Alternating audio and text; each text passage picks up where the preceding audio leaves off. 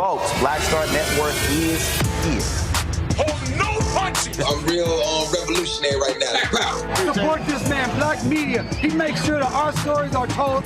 Thank you for being the voice of Black America, Roland. Stay black. I love y'all. All momentum we have now, we have to keep this going. The video looks phenomenal. See, there's a difference between Black Star Network and Black-owned media and something like CNN. You can't be Black-owned media and be scared. It's time to be smart. Bring your eyeballs home. You dig?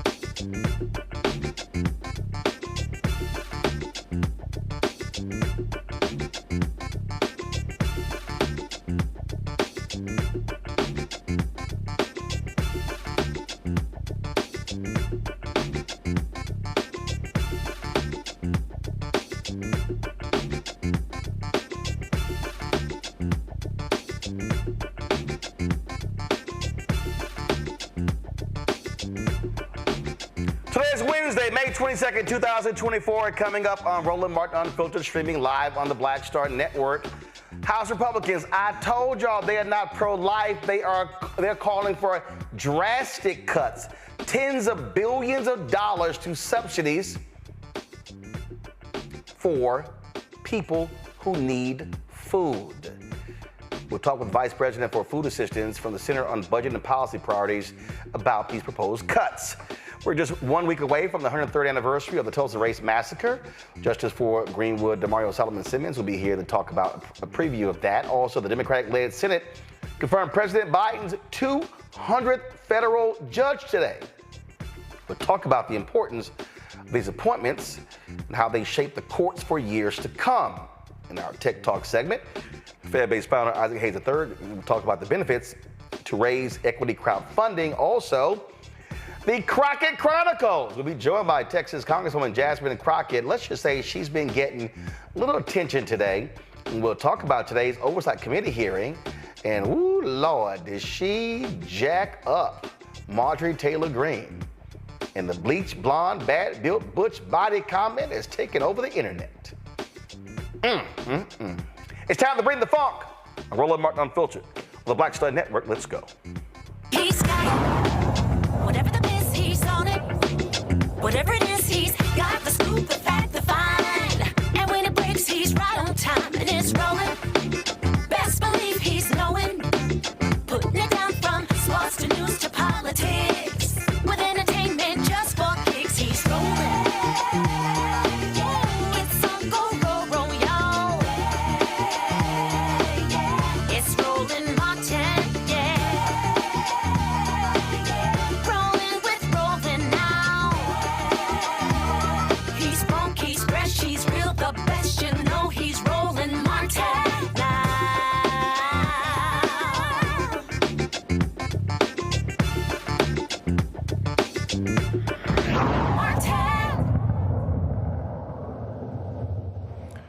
Millions of people in the U.S. don't have enough food or access to healthy food. Feeding America says more than 44 million people, including 1 in 5 children, face hunger. In 2022 alone, 49 million people turned to food assistance for extra help. Some 30,000 people, according to the Poor People's Campaign, die every year due to hunger. Now, the House Farm Bill, they're looking at $30 billion in cuts, which of course will affect SNAP benefits. Those cuts include so many different, the cost of a healthy, realistic diet. They also weaken SNAP's effectiveness in reducing food insecurity and poverty. Todd Jones-Cox, Vice President for Food Assistance at the Center on Budget and Policy Priorities, joins us right now. Todd, glad to have you here. Walk us through this here, okay? When we talk about these cuts, first of all, for the people who don't understand, the Farm Bill is one of the biggest bills that Congress passes. And right. Republicans are always trying to make cuts that. Now, they don't cut defense. They always try to make excuses when it comes to SNAP benefits. They always try to make allegations that it is filled with waste, when in fact it is one of the least wasteful programs in all of the federal government. The Department of Defense has failed audits for the last 8 years. So lay out what it is that they're trying to cut. Yes, and thanks. I'm so glad to be here with you, Roland. So basically, the Farm Bill, as you said, is a big piece of legislation. It includes almost 12 pieces, and it covers everything from conservation, commodities, nutrition, crop insurance. And what's happening, in the legislation, the text that we just saw from House Ag Committee Chair G.T. Thompson, is that in order to pay for ideas and, programs outside of nutrition assistance, they're going to reduce SNAP benefits going forward by $30 billion. So we're talking about in a time where there's high food prices, increasing food insecurity. House Republicans, this proposal is basically saying we would rather cut $30 billion from low-income people who need it and actually to fund other things in our Farm Bill, and it's a big issue. This would be the largest cut to SNAP since 1996, and these cuts will actually grow deeper over time. So every SNAP participant would receive less to buy groceries in future years. Okay, so explain to people, how much does the average person get right now for SNAP benefits? Great question. So right now, you get about $6.20 per person per day. That's what we're talking about. $6.20 per person per day to purchase food. So when you look at that number and you think about the fact that people have to purchase healthy food, have to purchase food for their kid, it has to last for a month, people are already overstretched, not able, by the end of the month, they don't have any money left over. So to think about reducing that amount by, even if it was $1, even if it was $2, that is going to have real world impacts. I do want to say a little bit about, SNAP.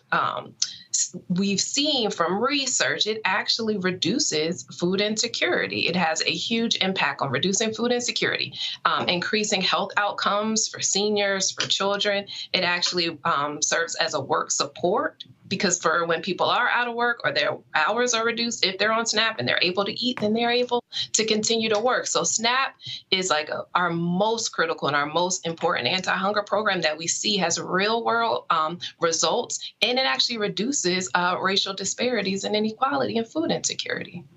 And so what's the rationale being given? So the thing with the Farm Bill, right now, there isn't any money. That's what they're going to say, right? There isn't any money in the Farm Bill to pay for all of these other initiatives, ideas, whether we want to give crop subsidies, whatever we want to do, there isn't any money. But what happened in 2021 is that SNAP received a slight boost because it was out of date. So how they determine SNAP benefits, they hadn't really looked at, like, these benefit amounts are super low. So there was a big increase to SNAP in 2021 that actually raised everyone benefits by about $1.40. It has a cost because you're trying to feed people. And now, in order to pay for other things, they're looking at SNAP as basically a piggy bank in the Farm Bill. Okay. That makes sense. What I'm saying, it's a lot of money because it's covering 42 million people, right? 42 million people are able to use the SNAP program to help themselves purchase food. And so in order to pay for things, outside of SNAP, we're going to look at SNAP as the piggy bank and an opportunity to pay for our other initiatives. Versus at this time, what really needs to be the focus is protecting and strengthening SNAP, because we are still facing really high rates of food insecurity. Like, people are still hungry right now. And so why would it, at this time, would we think to reduce this program that is so important and so critical and actually has real results? Why would that be the time to cut it? But also what happens is, so now they're trying to also talk about these work requirements, okay? We're not talking about, okay, again, we talk about how much somebody's getting. Let's just be real clear. People aren't getting like $2,500 a month, right? Correct. Right. It's based on, like I said, So from a dollar standpoint, again, what? In fact, there's a press release that y'all put out that said SNAP benefits average, come on, go to my iPad, y'all. You say SNAP benefits average only about $6 per person per day. Per day, correct. $6 per day. So that means that if you're hungry and if you do 3 meals a day, then it's $2 a meal. Tell me what you're eating. Tell me where you're eating. Right.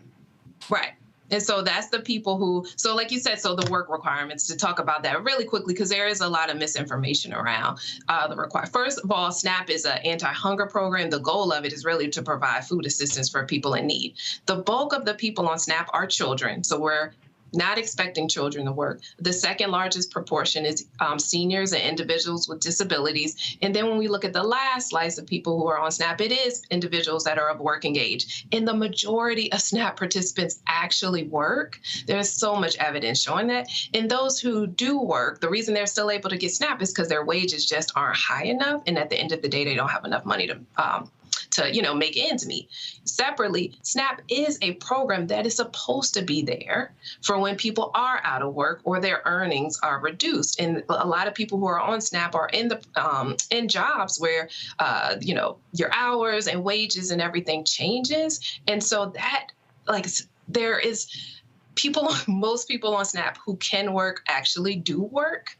And so the fact that to say that people need to have a work requirement in order to make someone work, in order to make someone want to eat, we're not talking about people who do not want to work. People are working. They're not making enough. Also, there's so much evidence showing that work requirements, when they are placed on these programs, actually do not lead to work. Right? They do not lead to full-time employment or better employment. They actually just lead to more hunger. What happens is people get cut off and now they're hungry. And a lot of workers also have children. And so then we're talking about children who aren't able to eat. There's so much evidence that shows that work requirements do not actually work, and that what does work is having a program here like SNAP that is there when people are working, when they aren't working, when they're in between jobs, so that this one less thing they have to worry about in their day-to-day is, what am I going to eat, right? What am I going to eat, and what are my kids going to eat? And just for folks to understand, when we talk about the budget, go to my iPad. This is the deal. The Defense Appropriations Bill for fiscal year 2024 provides a total of $824.48 billion, which is $26.7 billion more than in 2023. That means that the cost of the cuts, if y'all want to make a comparison, they're trying to pay for this defense increase by essentially cutting food. And what folk also don't understand, Ty, tell us, how many veterans rely on SNAP? That's a great question. So while the numbers are a little shaky, but we have about 8% of the people who are on SNAP are actually veterans. I don't have the exact number in front of me, but that's a pretty big percentage. And we actually think it's more, the way they're able to count how many veterans are actually in SNAP is those who actually receive veterans benefits, but we know not every vet actually receives veterans benefits. So there's probably even more veterans that are actually on the program than what we're counting with the 8%. So we're talking about people who serve their country, right? Who serve their country, right? And now are having trouble purchasing food. And then, we're thinking it's okay to cut those individuals. And again, I want everybody, go to my iPad. This is right here from the USDA. Military and veteran families, benefits that you have earned, programs for which you may be eligible: SNAP, WIC, FDPIR, SFSP. So the folk who gives more, so let me explain, the folk who want to give more money to defense, which actually rewards defense contractors, want to cut SNAP when you actually have military families and veterans who use SNAP as well. So folk need to realize, when they jacking the money up for defense, that ain't going to the troops and their families. That's going to defense contractors. Right. And I want to, Go ahead. No, I just wanted to also just emphasize another piece about SNAP, like in addition to that, it impacts the participants, right? But retailers, grocers, farmers, this is a program because it provides a core benefit of food. Like it just has a ripple effect throughout our country and throughout our economy. So it's important for the participants, but it's also important for retailers and communities and farmers. And so this is the program that we need to make sure that we invest. So first of all, let me put it in a different way than you. If you give the money to folk to buy food, they gonna buy food, which means they're gonna buy it from grocery stores. They're gonna buy it from retail outlets. And again, I still want to go back to here. This is a story that was in Roll Call a year ago. Renewed push is on to help hungry military families. Thousands of service members still experience food insecurity. So when we talk about food insecurity in America, we are also talking about folks who literally are in the military. So working, right? And so we can't sit and think that people aren't working that are on SNAP. We are talking about military families who are working, not making enough, and still need SNAP. And we need it there for them and all the other families who receive SNAP. And just final point here on this here, go back to my iPad.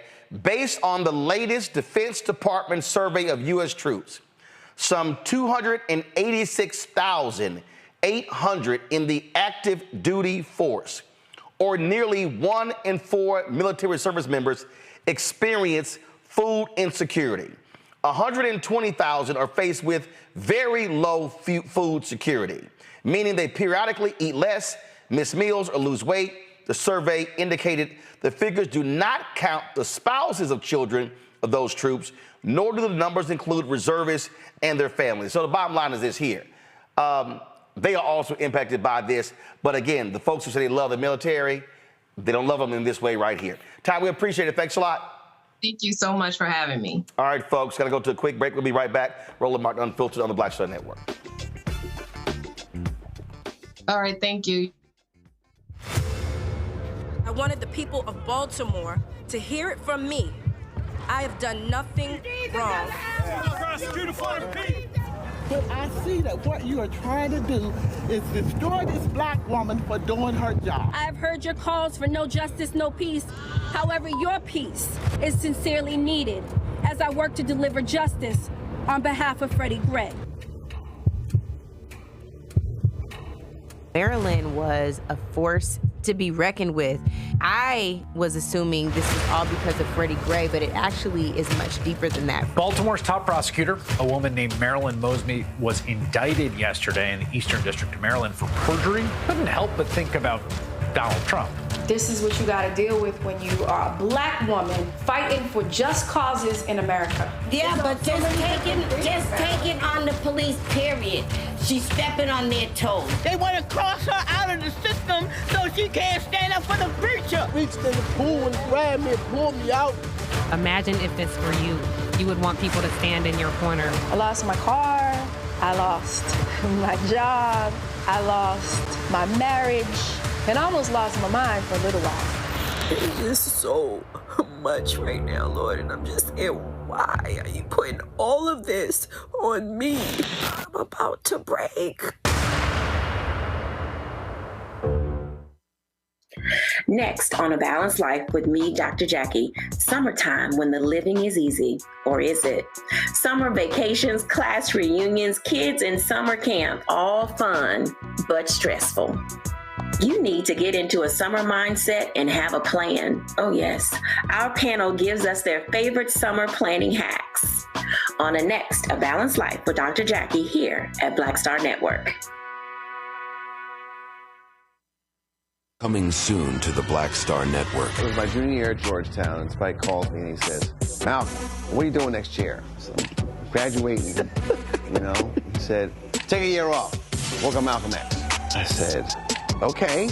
But first of all, for the folks who don't know, Spike is my cousin. Spike is my cousin. Just the person watching like, how the hell is Spike just gonna tell you that it's true? It's true.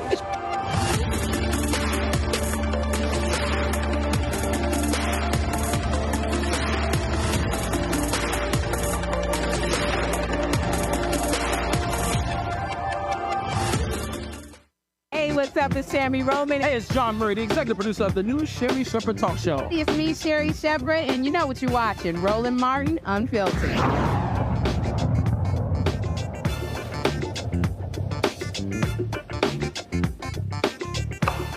Let's go to our panel. Rebecca Carruthers, Vice President at Fair Election Center out of D.C. A. Scott Bolden, who is of course, lawyer here in D.C., former chair of the National Bar Association. Pat, glad to have both of you. Rebecca, we saw this last time. Again, Republicans, they always are targeting SNAP. They always want to cut benefits. They always are trying to blame these poor people. They're not working. They are the working poor. They are service members. And again, isn't it interesting in this country how we got no problem spending billions upon billions upon billions on defense, but then when it comes to food insecurity, to go, the hell with it, they can deal with it. We are spending billions of dollars sending it overseas for war. But you're right. But when it comes to feeding Americans, all of a sudden this Congress has a problem with it. And you know what? There's something that I want to let the House Republicans know. Old people vote. and you're literally cutting food and taking food out of the mouths of our elders in this country, they're going to remember that when it comes time to vote. I also want to point out the young people and some of the college students who rely on SNAP benefits because of the amounts of food insecurity, especially in HBCUs. 1 out of 2 students have reported not having enough food in the last 90 days. You know, we also learned during the pandemic when children weren't regularly attending in-person school, we saw that there was a need to step up and provide food for these school children who many of them get their food because of these various programs in the Farm Bill that provides food assistance, especially for Title I schools. You know, and this isn't just a Black problem. This isn't just a Hispanic problem, but there are many poor white people in this country that require on this in order to have at least some type of nutrition. And so the Democratic Party really needs to connect the dots and let people know these people are stealing food out your mouth. They don't think you deserve it. If you've served in the military, you're a current military family, and you do not have enough to eat, so what? So I really want to see how the Democrats are going to connect messaging around this to make sure that people understand, hey, if you continue with this type of House makeup, if you have a Trump administration, Trump is the type of president who will sign off on a bill like this that would reach his desk. So I'm hoping the American public is paying attention, but I'm also hoping that the Democratic Party uses this opportunity to connect with messaging and let people know, hey, there is a stark difference between the two parties. You know, Scott, I'm sitting here looking at this piece in the New Republic. Stephen, go to my iPad. It says, for most of SNAP's decades-long history, benefits were determined on a cost-neutral basis. The TFP was only updated 3 times, in 1983, 1999, 2006. That changed with the 2018 Farm Bill, which was approved while Republicans controlled Congress and the White House. It says the bill required the TFP to be reevaluated by 2022 every 5 years thereafter. 2021, the Biden administration updated the TFP to increase the maximum monthly SNAP benefit by 21%, averaging out to be a little over $6 in benefits per person per day.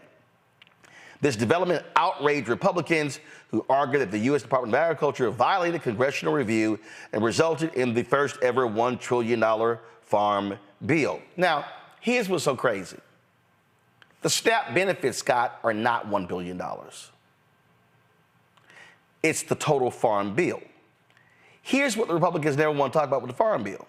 They never want to talk about all of them subsidies, welfare, being given to largely white farmers to not grow stuff. But they're complaining about people getting money to actually buy food, but they're handing away massive subsidies. And most of those poor white farmers that they're giving the money to are in the top of the poor states. Top 10 poor states are what, Roland? Red states. But here's another point when you get to that $6 per person per day. It's even worse than that in the sense of the following, right? Michelle Martin, a brilliant journalist who's a colleague of yours, who I'm sure you know, was with ABC about 15 years ago. And she did this piece on poor people and how poor health and what causes poor health with poor people that taxes the healthcare system. You know what it is? It's that they don't have enough money to buy healthy food. They're in food deserts, and the food access to food in their poor communities, whether it's rural America or urban America, these food deserts, the quality of food that they have access to, as limited as it may be, is not of high quality, right? It's high in sugar, high in carbohydrates. It's processed food, right? And so they take that $6 and they buy 3 bags of Cheese Whiz or Cheetos so that they can feed their family, which is completely unhealthy, right? And then what happens? They develop diabetes, right? They develop heart conditions. They develop all kinds of other health challenges that come with poor eating, right? So now you're taxing the healthcare system, right? Everybody's got diabetes now. They have other issues, all because of a poor diet. So the food, or the lack of food service, or the lack of food in these food deserts feeds right into the healthcare challenges and the healthcare crisis, not just in Black America, but all America. It is a vicious cycle that the only people that are benefiting from this, right, aren't the food manufacturers, in fact, but the pharmaceutical companies. In fact, the only good thing in this bill, go to my iPad, is that the House Farm Bill would remove the ban on low-income Americans who have a drug conviction felony from obtaining SNAP benefits. This goes to show you, Rebecca, how shameful and despicable this country is. Oh, if you had a drug felony conviction, they're saying, yeah, you can't apply for food benefits. You can't eat. Like, this is literally insane. And even to Scott's point of even calling this food deserts, I'm going to push back. I'm not going to call this food deserts because deserts are a phenomenon that occurs in nature, right? But let's call this food apartheid because there is intentionally, we know that there is redlining with where grocery stores and places to buy fresh food, you know, where they're placed. So this is intentional. None of this is by accident or, oops, we didn't know that there's large swaths of people, mainly Black folks and mainly Hispanic folks who don't have access to quality, affordable food. This is just, it really shows you the priorities in this country.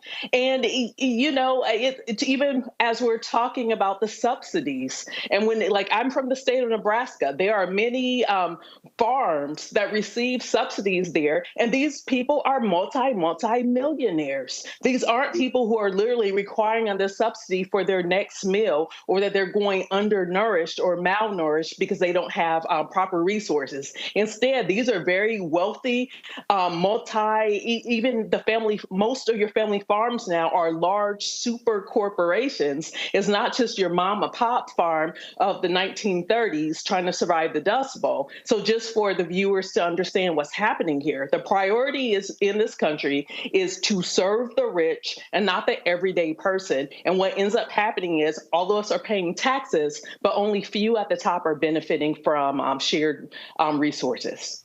Roland, one other thing, Scott, 1 second. So go ahead. This is the actual farm bill itself. I just want y'all to see what's all in it.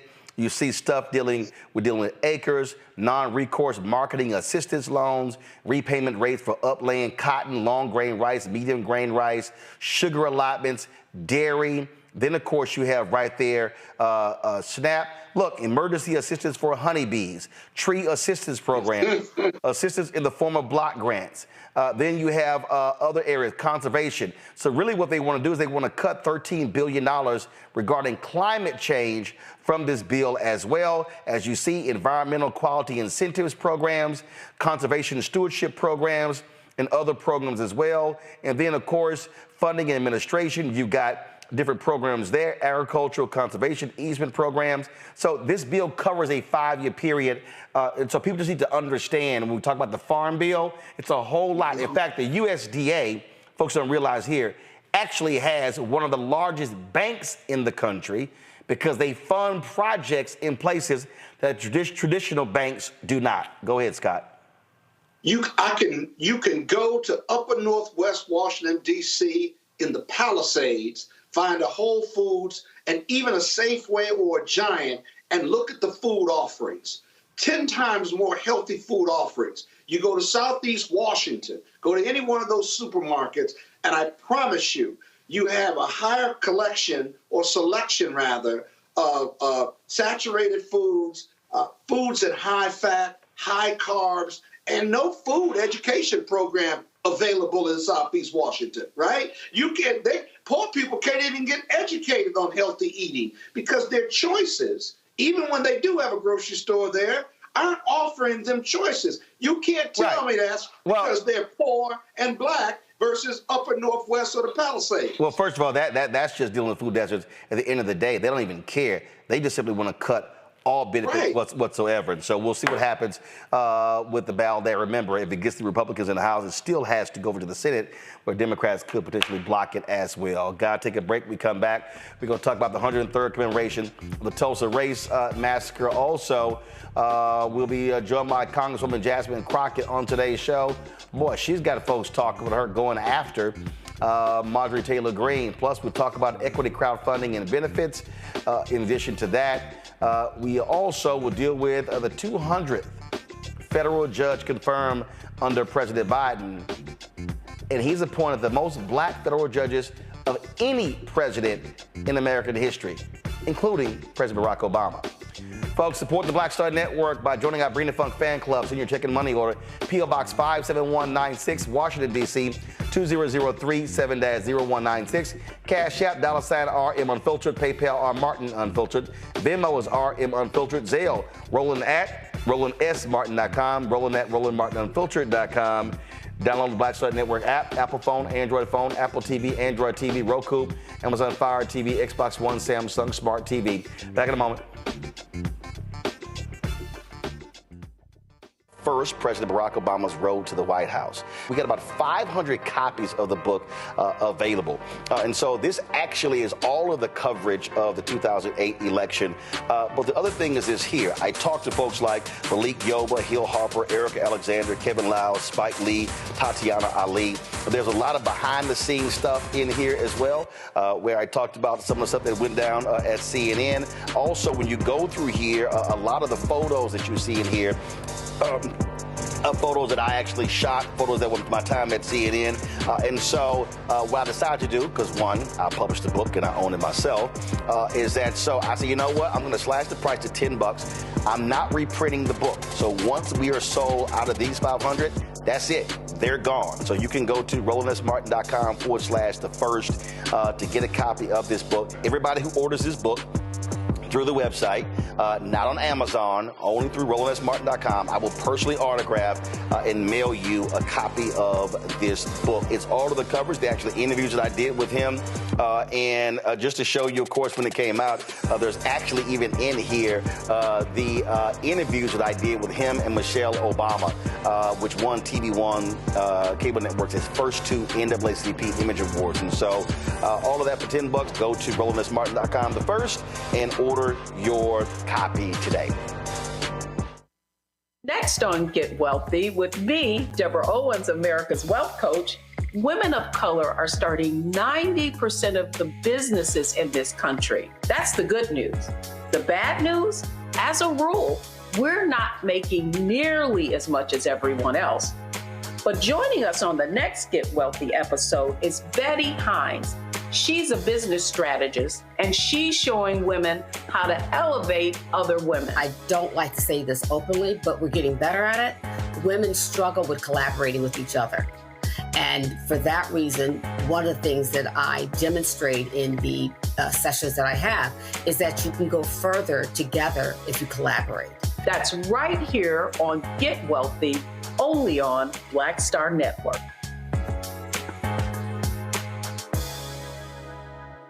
Hey, what's up, y'all? I'm Devon Franklin. It is always a pleasure to be in the house. You are watching Roland Martin Unfiltered. Stay right here.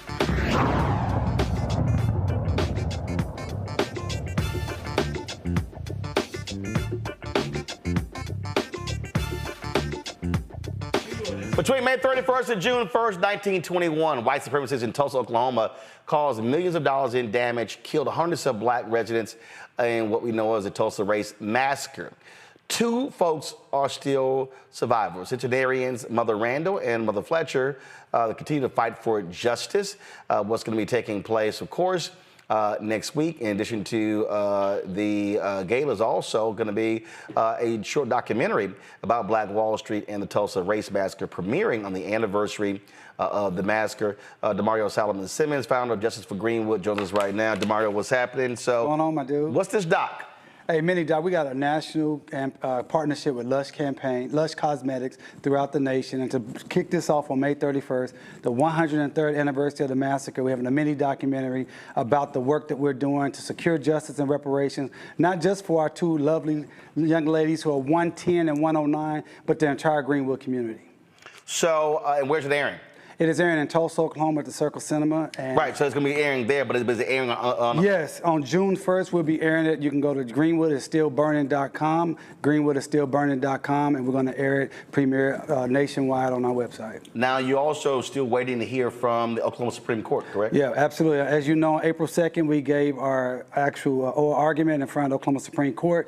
We need 5 out of the 9 justices to come back with a yes vote, and they're not telling us if we actually won the case yet. We're just asking them them to allow us to move forward into discovery and towards the trial. We hope and praying and have everyone to be praying that we get a decision as soon as possible. Time is of the essence.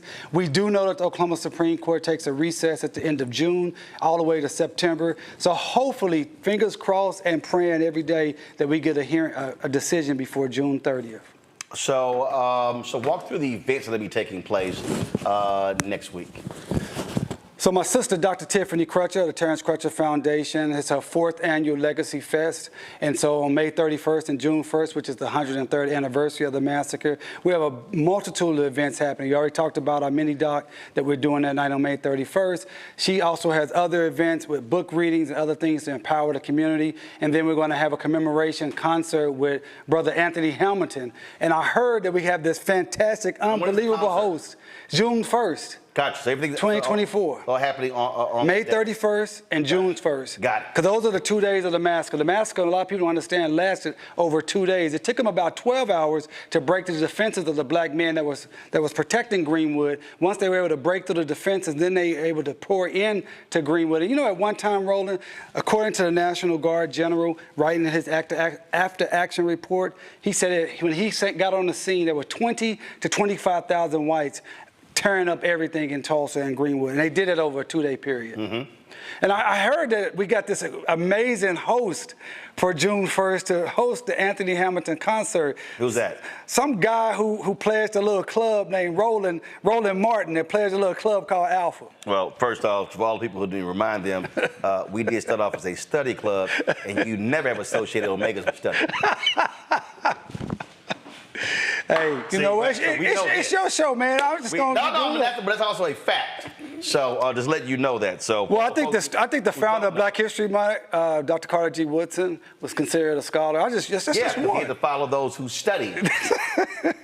Well, as you call it, the study of Negro history is what he founded his organization. Yeah. The Association for the Study of Negro History. Okay, well, we made history too. Actually, you didn't. Absolutely, every day.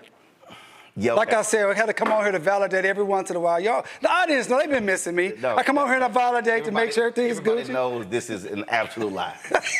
So whether I got to deal with you, Cap, or Scott, both of y'all belong to youth groups, but that's the reality. What's up, Scott? You hear this? You hear this craziness? He knows. Without Alpha, they Cap aside. See? And y'all took one of our colors. So both of y'all are frankly biters. Hey, just zoom in on these cufflinks. No, that's not going to happen. Zoom in on these cufflinks. I guarantee it's not going to happen. First of all, a small cufflink, because the Alpha cufflinks, they can see them from where they are right now. Oh, man. See how it is? All right, y'all, we got a trailer for the documentary. Let's go ahead and show that because all this drivel you're hearing is really not check out this trailer. Not helping you at all. It's short. It's just 22 seconds. All right, y'all go ahead seconds. and show the trailer. When you talk about the 1921 Tulsa Race Massacre, you're talking about the worst act of domestic terrorism in the history of this country. When you look at this photo, anybody in their right mind would demand justice for Greenwood. Greenwood is still burning. So there was a lot of activity around the 100th. Right. I remember they had the big so-called conference or whatever taking place at the convention center. Right. So I'm curious to know what happened. Because again, you always have folks showing up for the anniversary stuff. Right. But did they come back? Did they do anything? No, I mean, as you know, Roland, we were calling for reparations, and the city of Tulsa, as you know, raised about $30 million that they used for themselves to build their own museum and to continue to promote themselves and whitewash their reputation. And as you know, they took out a full-page ad in the USA Today and falsely said the city of Tulsa was leading the nation in racial healing. And since that time, we've been asking for, hey, you need to do something for those who suffered the massacre. That's the living survivors. At that time, we had 3 living survivors. Unfortunately, we lost my guy, Uncle Red, Hughes Van Ellis, at 102 years old back in October. And we've been fighting every day to try to get those individuals and the community to see justice. And nothing has happened. There hasn't been any reparations paid, hasn't been anything built. No land has been given back. We can't even get a proper apology from people who actually perpetrated the massacre. That's the city of Tulsa, the chamber, Tulsa County, Tulsa Sheriff's Office, and obviously the Oklahoma Military Department. So here's what I'm talking about. So I remember at the convention center that there's a big economic event. Go to my iPad. And so they called it Black Commerce Street. It was all this sort of stuff. It was presented by J.P. Morgan Chase. Have y'all at Justice for Greenwood heard from J.P. Morgan Chase since? Have they come and talk about funding any initiatives, anything like that? Now, I would have to say with J.P. Morgan, yes, we have had some conversations with J.P. Morgan. It's a brother out of Dallas that's looking to do some things, which particularly into the community. And so we're very thankful for that. But any commitments? That was 3 years ago. We haven't received any commitment at Justice for Greenwood. That's my point. But I do know, I will say, to be fair to J.P. Morgan, they have done something in Tulsa with some business incubation, business incubator type development. Okay. All right. So this here was these, and I purposely took these photos presenting sponsors. What has Nationwide done? To my knowledge, nothing. To my knowledge. Okay. All right. So you say J.P. Morgan is doing some stuff. What has the Bank of Oklahoma done? To my knowledge, nothing. Okay. Combs Enterprises was on here. That's Diddy's company. Anything? To my knowledge, nothing. Deloitte Digital. Anything? To my knowledge, nothing. Okay. Salesforce. Again, to my knowledge, nothing. Walmart.org. To my knowledge, nothing. All right. Let me see here. I think there was another. Okay. Silver sponsors. Capital Group. To my knowledge. To my knowledge, and when I say to my knowledge, of Justice for Greenwood, we have about 1,000 descendants in our network. And to my knowledge, I don't know of anything that any of these organizations that are listed here have done for any of the descendants or something that really tangibly benefits North Tulsa or Greenwood. That's my point. Right. National Association of Counties. I don't know of anything. Category, I don't know what Category Pirates is, but Category Pirates? Not to my knowledge. Moet Hennessy? Not to my knowledge. First Oklahoma Bank? Yes. Okay. Yes, First Oklahoma Bank is a very, it's a bank full of transparency. I bank with them, and they support the community. They support a lot of businesses in the community, great folks at First Oklahoma, so I can vouch for them. I'm not sure what that M is. I don't know what that company is. I have no idea. Prudential? Not to my knowledge. Public Service Company of Oklahoma? Again, not to my knowledge. That's specifically for black people who suffered the massacre and are still suffering the continuing harms of the public nuisance. I'm not aware. Prosperity Bank? I'm not aware. QT? QT is one of the biggest companies in Oklahoma. They do a lot of things in the community, but I don't know if anything specifically related to the massacre. Boeing? Again, they have a big footprint in Oklahoma, but I don't know anything specifically related to the massacre or improving the conditions, the public nuisance conditions where black people live 11 to 14 years less than white Tulsans. I don't know of anything that Boeing is doing. Vast.Bank? Only thing I know about Vast.Bank is they're one of the many, many white-owned organizations or businesses that have recently moved into the Greenwood community, and they're very proud to be in the Greenwood community, but I don't know of anything economically development related for black people or Greenwood descendants. And the Executive Leadership Council, that's obviously the group of black corporate folk, but has EOC done anything? Have they reached out to y'all? Has anything happened? I have not had any dealings with ELC as an organization. I will say John Rogers, who is of Area Capital, he is a descendant. He's a descendant of J.B. Stratford, who was the richest man in Greenwood, right, and owned the Stratford Hotel, was a multimillionaire attorney and real estate mogul. John Rogers has been very active with us. He's a supporter of us. But the John's the individual. Right. This is ELC, the organization. Not to my knowledge. And so, so when we were in Tulsa, I purposely took photos of the banners. Right. Because every year I bring this up. Right. Because for me, this was a big old event. They had all kind of folk here, all kind of potential investors. Right. And for folk who understand, everybody who's watching at home understand. So let me explain to you how this thing went down, okay? So there were literally two events happening. Right. You had the white folks event. That's what this was. Okay, and there was black involvement happening at the convention center. Then you had the actual black folks event happening at the cultural center. Which was Tiffany Crutcher and myself. There you go. Leading that. And so I went down to cover this. And in fact, what happened was I was supposed to speak I was supposed to speak on a panel. Y'all were trying to get folk not to participate in this here.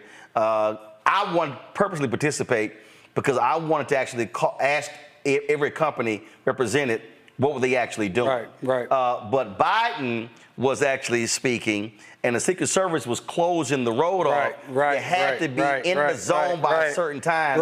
So I could not speak on the panel. Right, I remember that. So I wasn't happy that I could not confront them directly. That's what you said you wanted to go do and confront them. Right, I said, no. I want to be on the panel. I said, because somebody needs to say, if y'all sponsoring this conference, because here's my problem, and it's not just with this event, it's with a lot of these events all around the country.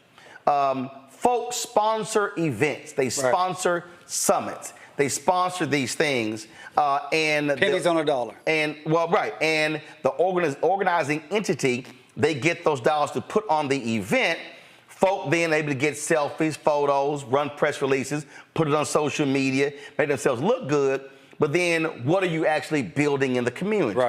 So I just think, although y'all don't participate, I still think Justice for Greenwood should be contacting each one of these entities, saying, "All right, y'all came to Tulsa, 3 years ago, big old fanfare. What y'all gonna do?" Right. I mean, that's the conversation that we for sure we've had with JP Morgan Chase, because not only did they come to the event and make a big deal while they're in Tulsa, through our research, we found that out of the 25 banks that were in Tulsa at the time, and, many of the banks, when our people's bank books, so people don't understand, back in the 1920s, you had a bank book, and that's how much you knew how much money you had in the bank. Well, the bank books were destroyed or stolen or burnt up, so they couldn't get their money out the bank. So these banks just kept their money. So not only did they lose everything, they didn't get any insurance benefits. Which banks? Well, all those banks are now owned by two banks. Okay. One of the entities is JP Morgan Chase. Right. And the other entity is Bank of Oklahoma. Okay. And so we have been trying to talk to both of those entities and say, you have a specific obligation to the community because this money was taken by these banks that you now own. So y'all been trying to talk to them. What happened? So far, we have not gotten what we want to get to. Okay. Have y'all had meetings with key executives? Who have y'all? We have, I don't know if we have the right people, so maybe you can help us get to the right people. Okay, so I think y'all should be demanding a meeting with Jamie Dimon, who is the CEO of JP Morgan Chase. Damn it, the other people below him. No, y'all should be saying, this is what we want. And since it's next week's, I would actually make sure he gets that, I can get it to a couple of people who put it in his hand, but it needs to be him and whoever's the CEO, was he said First Oklahoma Bank? Right. That's who y'all need to be meeting with. Y'all need to demand a meeting. We want a meeting. Bank of Oklahoma. Bank of Oklahoma. Y'all should be saying, we want a meeting with the CEO of both of those banks to discuss this very issue. That should be the conversation. I like it. Let's make it happen. And while we're doing that, the insurance companies are here. The insurance company. Hey, go ahead. Make it happen. Don't just talk about it. Make it happen. That's my point. Don't just talk about it. Make it happen. Hold on. First, you talking to the wrong one now, because I will literally send that text message. Let's do it. To his number 2. I'm ready to go. I'm ready to go. I'll stay here and we'll go to New York together. Okay. Let's make it happen. So and while we're doing it, you mentioned insurance. No, go ahead. What's insurance companies? The insurance companies. We're talking about. So, for instance, the Hartford. We spoke with the Hartford's general counsel. We've spoken with, and then they kicked us over to the DEI person, which was a fantastic. No. But we wait a minute. This is not about DEI. This is about what you owe. They always want to see you to the Negro whisperer. That's right. No. That's right. Okay, so y'all talking. And she was a fantastic person, by the way. Don't mean nothing. She ain't got no P&L responsibility, and she got no budgetary responsibility. So y'all met. Okay, Hartford. You said the Hartford what? Hartford Insurance Company. Okay, who else? We're talking about AIG. Okay. All right, we're talking about Chubbs. Those three. Those three insurance companies own the insurance companies that refuse to pay insurance claims for the Tulsa Race Massacre. All right, so here's your homework. Okay. Here's your homework. This is your homework. Okay. All right. This is your homework. And that is, y'all need to be. Draft letters. We have letters to the CEOs. We can just change off That's fine. From the general counsel to the CEOs of all 5. So the 3 insurance companies and the 2 banks. Okay. Do that. As soon as y'all draft that, send it off. Get us a copy. We'll put it on the show, and then again contact them about conversation because, and I still say this here, you ought to be contacting, and I'll happily text you these photos that I took. Thank you very much, Every single one of these companies saying, you came there for the photo op. Right. What are you doing? Right. You know, there's a lot of individuals came too. Can we contact them too? No, we're going to deal with the companies first. See, Okay. I'm going with the money first. Okay. We're going with the money first. Okay. And then we can get to those folks as well because this is my biggest problem with most of these events. It's photo ops. Yeah, and they whitewash this. And it's what I call large check, small amounts. Yeah, absolutely. Big ass check they present, and it's $5,000. Right. Bring the small ass check for the small amount. Right. Now, you're a $1 billion organization. We supposed to feel good. Right. About, don't come with that big ass check. I mean, that don't do nothing for me. Right. And so again, so that to me is how then you tell the folk if y'all stand with us. No, we want y'all tweeting this out, posting this, things along those lines, because that's the pressure that has to be brought to bear when it comes to these entities. Again, they love talking what they doing, but as I always say, I'm going to praise you for direct deposits. But see, this was one of the main things, and everything you said is right on point, Roland. But as you know, during that time period, a lot of these entities their money was being diverted to this museum that the city was supporting to build for tourism. So people can feel good, like, oh, I gave to that museum, I'm absolved here. No. But that money has not trickled down to the actual survivors, the descendants, or the black community that's my point. That's suffering today. That's my point.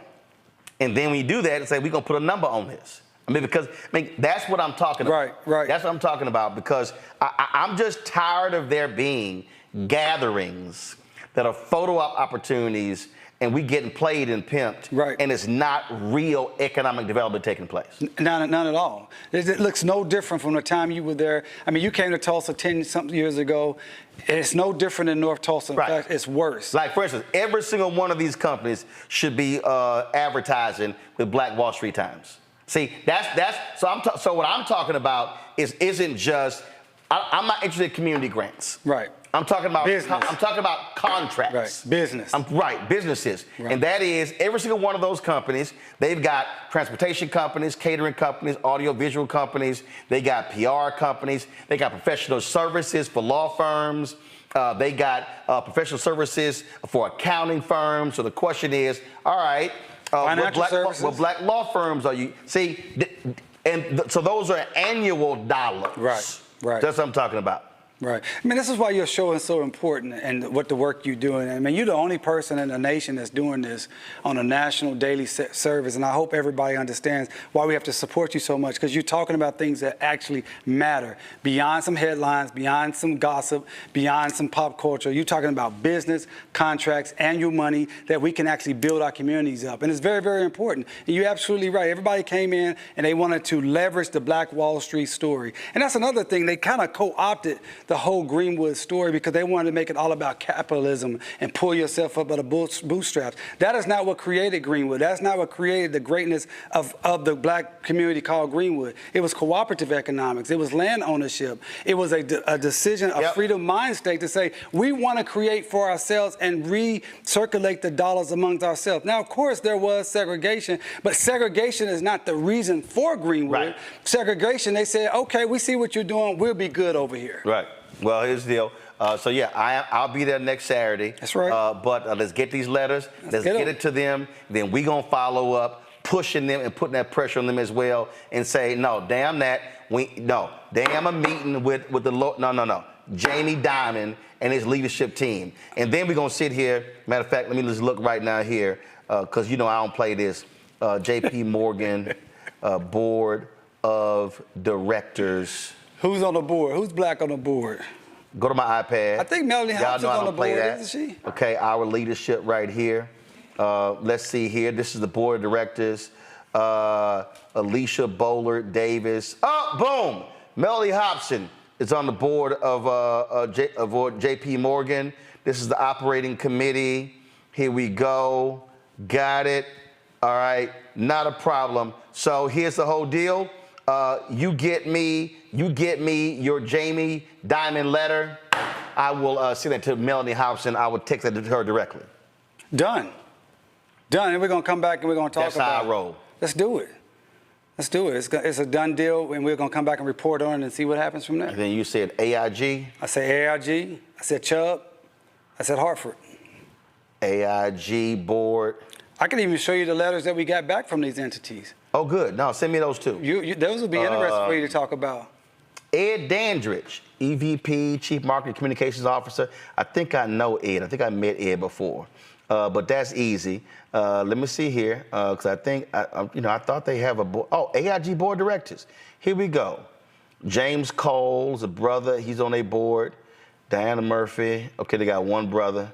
Okay, so I'm gonna track homeboy down. What did you say? Hartford what? Hartford, the Hartford Insurance Company. Hartford. H-A-R-T. Insurance company. Okay. Yeah. Make sure you say Hartford. No, I'll help you out, Alpha. Now you know doggone well. I'm helping you out. I was helping you out, man. You know I don't need on your show. I don't want you looking bad. Want the Twitter fear talking about Roland can't spell. You know I don't need no help from you. You are a national guy. Well, this is their agent home about. Let's see here. There we go. Leadership. Let me see here. All right, Christopher Swift. So we're gonna make sure that letter goes to Christopher Swift. I don't want to see that DEI stuff. I don't want to see none of that. And I ain't got nothing against DEI, but that's not where the power is. Right, it's not where the power is. It's not where the budget is. It's not where the money is. There you go. And this is not about diversity, inclusion, equity, and inclusion. This is about the money that they did not pay. It's about the money. People had contracts, and they didn't affirm them. I'm not sure the Hartford is a public company, but we're going to find out their board of directors, and we're going to hit those folks too. But yeah, that's how we're going to do this thing. So Justice for Greenwood, that's what I'm talking about. You get me the letters, and we'll get that going. Got you. All right. No problem. I appreciate it. All right, always. Hey, always good to be with you, my dude. Absolutely. And we can't wait to get you to Tulsa. Your life has been improved. You just touched it out. I'm going to lay hands on you. Going to a quick break. Coming right back. Isaac Hayes III, fan base. Then we'll be chatting with Congresswoman Jasmine Crockett. We'll be right back on the Black Star Network. Nobody knew that healthcare could be so complicated. Trump was a failure on healthcare. Hundreds of thousands of Black Americans lost healthcare insurance. That is outrageous. And if he's president again, he would cancel insurance for millions more of us. We cannot go back. President Biden and Vice President Harris have lowered healthcare premiums and expanded coverage for Black families. They also capped the price of insulin at $35. Joe Biden is getting the job done for people just like me. I'm Joe Biden, and I approve this message. Fanbase is pioneering a new era of social media for the creator economy. This next generation social media app with over 600,000 users is raising $17 million, and now is your chance to invest. For details on how to invest, visit startengine.com/fanbase or scan the QR code. Another way we're giving you the freedom to be you without limits. Next on A Balanced Life with me, Dr. Jackie, summertime when the living is easy, or is it? Summer vacations, class reunions, kids in summer camp, all fun, but stressful. You need to get into a summer mindset and have a plan. Oh yes, our panel gives us their favorite summer planning hacks. On a next A Balanced Life with Dr. Jackie here at Black Star Network. This is Essence Atkins. What's the love king of R&B, Raheem Devon? It's me, Sherry Shepard, and you know what you're watching. You're watching Roland Martin, Unfiltered.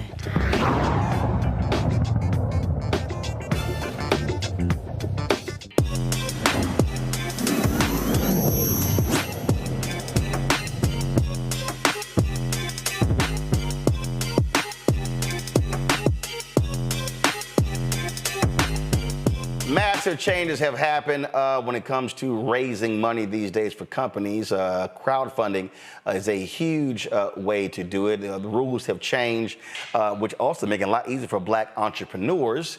Isaac Hayes III, founder of Fanbase, joins us right now. Isaac, glad to have you back for Tech Talk. We talk about crowdfunding. We can thank President Barack Obama and his administration for helping push that, where the rules were changed in terms of how much you could raise, correct? Yes, absolutely. 2015, the Jobs Act was launched, and it was signed into law, and basically it removed the accredited investor regulation, which means anybody, any American, anybody can invest in an early stage startup regardless of their net worth or annual income. So when you hear of these these massively huge tech companies that were funded by venture capitalists or angel investors. Now it gives the opportunity for the general public to be one of those people. And so that law came into effect in 2015. And that is what I've been using and what I've used successfully to raise capital for fan base. And so it's a way for people to actually have equity in corporations that can scale to millions and billions of dollars. And you can have, the great opportunity that all these other people have that are already rich to invest and put money into a startup and then have it turn into a big return. So there are a lot of different folks out there. You got Start Engine, you got Republic, so you've got multiple platforms. Yes. So WeFunder, Republic, Start Engine, which is the one I use, they all offer the same kind of like opportunity. Some of them have different ways that you can raise capital. I went with Start Engine at the time, and Start Engine is now probably the #1 company that allows you to do equity crowd fundraising. The way that it works is that these corporations have often had a hard time raising capital for businesses. So small businesses, anybody. Let's say you want to open up a bakery or, a hair salon or whatever, film a movie or start an app. It's hard to get people to give you money, especially in the Black community. We don't have access to capital from venture capital, or the banks don't loan us money. So now we can crowd from our community and actually raise that capital. But the difference is this is not GoFundMe. This is not WeFunder. This is not a donation. These are actually stock investments where you actually have, in equity and ownership in the company. And so these have sprouted up, and they really serve as a great opportunity for Black people, especially Black people, to actually, fund their businesses. And I've helped, multiple companies actually go to Start Engine and raise capital. The Black Bread Company, Crown and Hops, Borrow App, Switch App. These are all companies that I helped raise capital on Start Engine. So I tell everybody, if you really want to have an alternative way to try to raise capital for your business, equity crowdfunding is something you should absolutely try. And obviously for investors, everything is a risk, but this also is a way for small investors to be able to be a part of the process where normally you get locked out when it comes to making the real money when these companies go public. Yeah, absolutely. So a lot of times with these rounds, let's say you're investing in a tech startup, sometimes the minimums to invest are $50,000, $100,000, $250,000. With my platform and with what we've done on our campaign for Fanbase, which you can invest in now on Start Engine, the minimum to invest is $399. At $665 a share, you get 60 shares of stock in Fanbase, right? And Fanbase is now valued at $160 million. So there is risk involved, but I always say this is oftentimes when we have this this large amount of capital in the Black community, that there's spending power that we have, but a lot of it goes towards luxury goods and non-essentials. And I always talk about this, that, instead of buying something or using this money on something that, you normally might waste or leisurely, what you can do with your money, but you can just say, let me take $400, $600 and invest and actually get some equity in a company. And the reason why that's important is because my mission is to continue to scale Fanbase higher and higher till it is a multi-billion-dollar company. Right now, we're valued at $160 million, but you got to put that in perspective where platforms like Facebook are a $2.2 trillion company, right? ByteDance, which owns TikTok, is a $350 billion company. Instagram, separated from Facebook, is a $300 billion company. So even if Fanbase gets to $100 billion, which would be phenomenal, out of this world, that's still 1,000x return on the money that you put in. And those are the things that are important. That's why you see the rich getting richer, because they put 5,000, 2,000, 3,000 to a company. It winds up being a 5,000x return, a 100x return, a 2,500x return. And then you keep doing that over and over again. So I tell everybody, that's how we got to kind of invest in our businesses. And then especially with social media, because Black culture contributes so much to social media. We're the music, we're the dances, we're the comedy, we're the skits, we're the culture, we're the fashion, we're all these things. But we don't own Instagram, we don't own Facebook, we don't own TikTok, we don't own X, we don't own Snapchat, we don't own Facebook. And I want us to be able to own these social media platforms. And so I've already successfully raised $10 million in previous rounds, but now I'm launching this new round where we're raising $17 million. And my call to action is for your viewers and everybody who's watching to invest just $600 into Fanbase. If we get 28,650 people to invest $600 in Fanbase, we raise $17 million. And that gives Fanbase the capital to scale faster, build faster, do all these amazing things. And so that's what I'm looking forward to in launching this new round that we got going on. Is there a limit? The last question, I'm going to go to my panel. Is there a limit to how many times you can do a crowdfund? No, actually, well, there's a limit. In Reg CF, which limited us before, the most you can raise is $5 million in a calendar year. When you go to Reg A, which is what we're doing now, you can raise up to $75 million in a year. So we're raising 17. So there's not a limitation. There's a limitation on how much you can raise, but not how many times, how many rounds you can raise. And the maximum that you can invest for anybody, this round is open for accredited and non-accredited investors. So if someone wants to put $1 million into Fanbase, they can invest and put $1 million and get shares in Fanbase, or the $3.99. So it's open for the big boys and the little guys to all come together and have equity and ownership in the company. Gotcha. Scott, your question? Okay, hey man. All right, so I got $600. I want to invest. So yes. I might invest more than $600. So what do I have to do, kind of step by step, in order to give you $600 or to invest in Fanbase for your crowd, for your fundraise? Yeah, so the first thing you would do is you would go to startengine.com/fanbase, right? And it will pull up our campaign page. Once that campaign page, you will see a button that says Get Equity. And then once you do, a few things happen when you invest in Fanbase. The first thing that it does is your money goes into escrow. So it's between the transition. It sits there while the platform does like a money laundering background check. It checks out to make sure that the funds are valid and they're okay. Once those funds are accepted, they move into a pool and you have to confirm your investment. So you'll get another email saying, all right, look, your funds have cleared. Do you want to invest in Fanbase? Because they want to give investors the opportunity to make sure that they're making the right decision. And I love it. So they'll be able to do that. You know, you can click and it says Get Equity, boom. Then it sits in escrow. Then what happens is once you hit that accept and that money hits our bank account, then you are finally invested in Fanbase and have equity in the platform. So I think, like I said, people like you that have $6,000, it's just incredible and amazing that I think that, you know, we can take this opportunity to have people to come on and invest. And if you see right now, you see where we previously crowdfunded on the screen right now, 10 million, just hit $1.2 million raised. So that's another milestone that we just hit. And so again, $600, if we get 28,650 people to invest in Fanbase right now, we raised $17 million, and it gives us the money to scale. And I'm going to catch these platforms. That's what this money is raised for: protecting our IP, scaling up infrastructure, building up the company, hiring more employees, doing catch-up functions. So a lot of these things are, amazingly important and crucial for us to do this. And I'm the only founded social media platform in existence that's giving anyone the opportunity to actually have equity in the company. Actually have ownership, stock. Like when you see these companies that wind up being multi-billion-dollar companies, that's the reason. So you can go to startengine.com/fanbase, click Get Equity, $6.65 a share. You'll get, for $3.99, you'll get 60 shares of Fanbase. But I always say 600 because that's just a nice number that I feel like will actually round out and say you'll get more than 60 shares, which will actually help us close the gap on raising this capital for our round, and it'll make things move a lot faster for the company. Rebecca? I might have to change my mind. You got to source my money and everything? Yeah, we got to do a background check on you. Rebecca? No, man. Hey, Isaac. Thank you so much for being here tonight.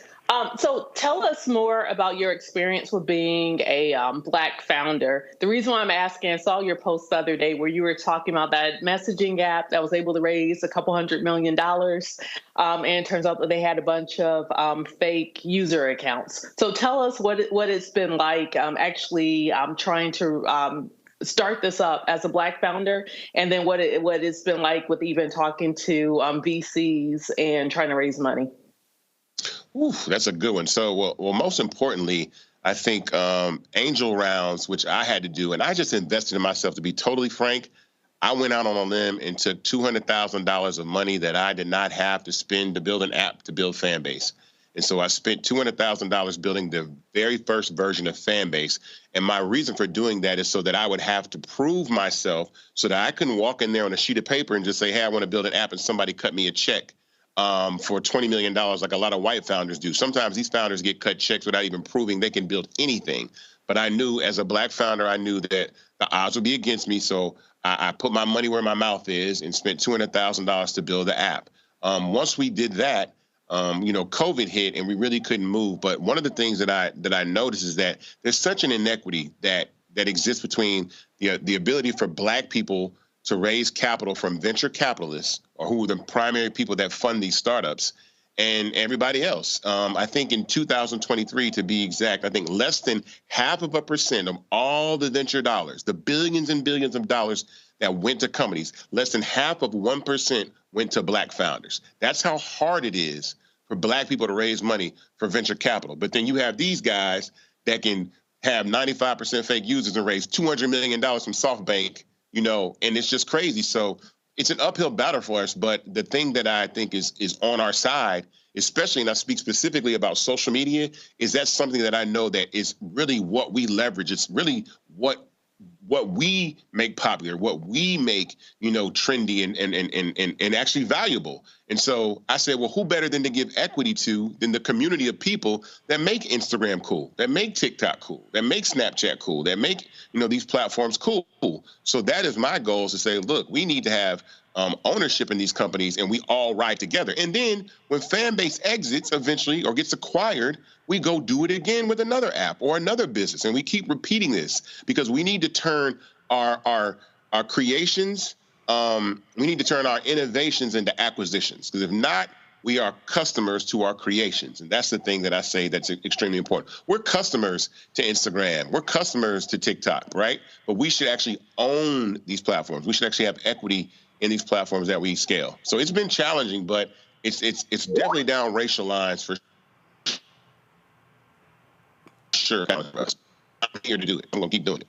All right, Isaac, we appreciate it, man. Thanks a lot. All right, be well, folks. Again, startengine.com/fan base. When we come back, we're gonna talk Black federal judges. President Biden, Vice President Kamala Harris make history with the number of Black federal judges appointed. They ain't done yet. You're watching Roland Martin Unfiltered on the Black Star Network.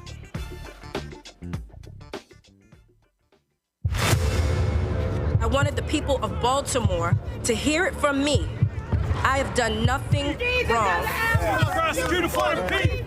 But I see that what you are trying to do is destroy this Black woman for doing her job. I have heard your calls for no justice, no peace. However, your peace is sincerely needed as I work to deliver justice on behalf of Freddie Gray. Maryland was a force to be reckoned with. I was assuming this is all because of Freddie Gray, but it actually is much deeper than that. Baltimore's top prosecutor, a woman named Marilyn Mosby, was indicted yesterday in the Eastern District of Maryland for perjury. Couldn't help but think about Donald Trump. This is what you got to deal with when you are a Black woman fighting for just causes in America. Yeah, but just take it on the police, period. She's stepping on their toes. They want to cross her out of the system so she can't stand up for the preacher. Reached in the pool and grabbed me and pulled me out. Imagine if this were you. You would want people to stand in your corner. I lost my car. I lost my job. I lost my marriage. And I almost lost my mind for a little while. It's just so much right now, Lord, and I'm just saying, why are you putting all of this on me? I'm about to break. Hey, it's John Murray, the executive producer of the new Sherry Shepherd Talk Show. This is your boy, Earthquake. And you're tuned in to Roland Martin Unfiltered.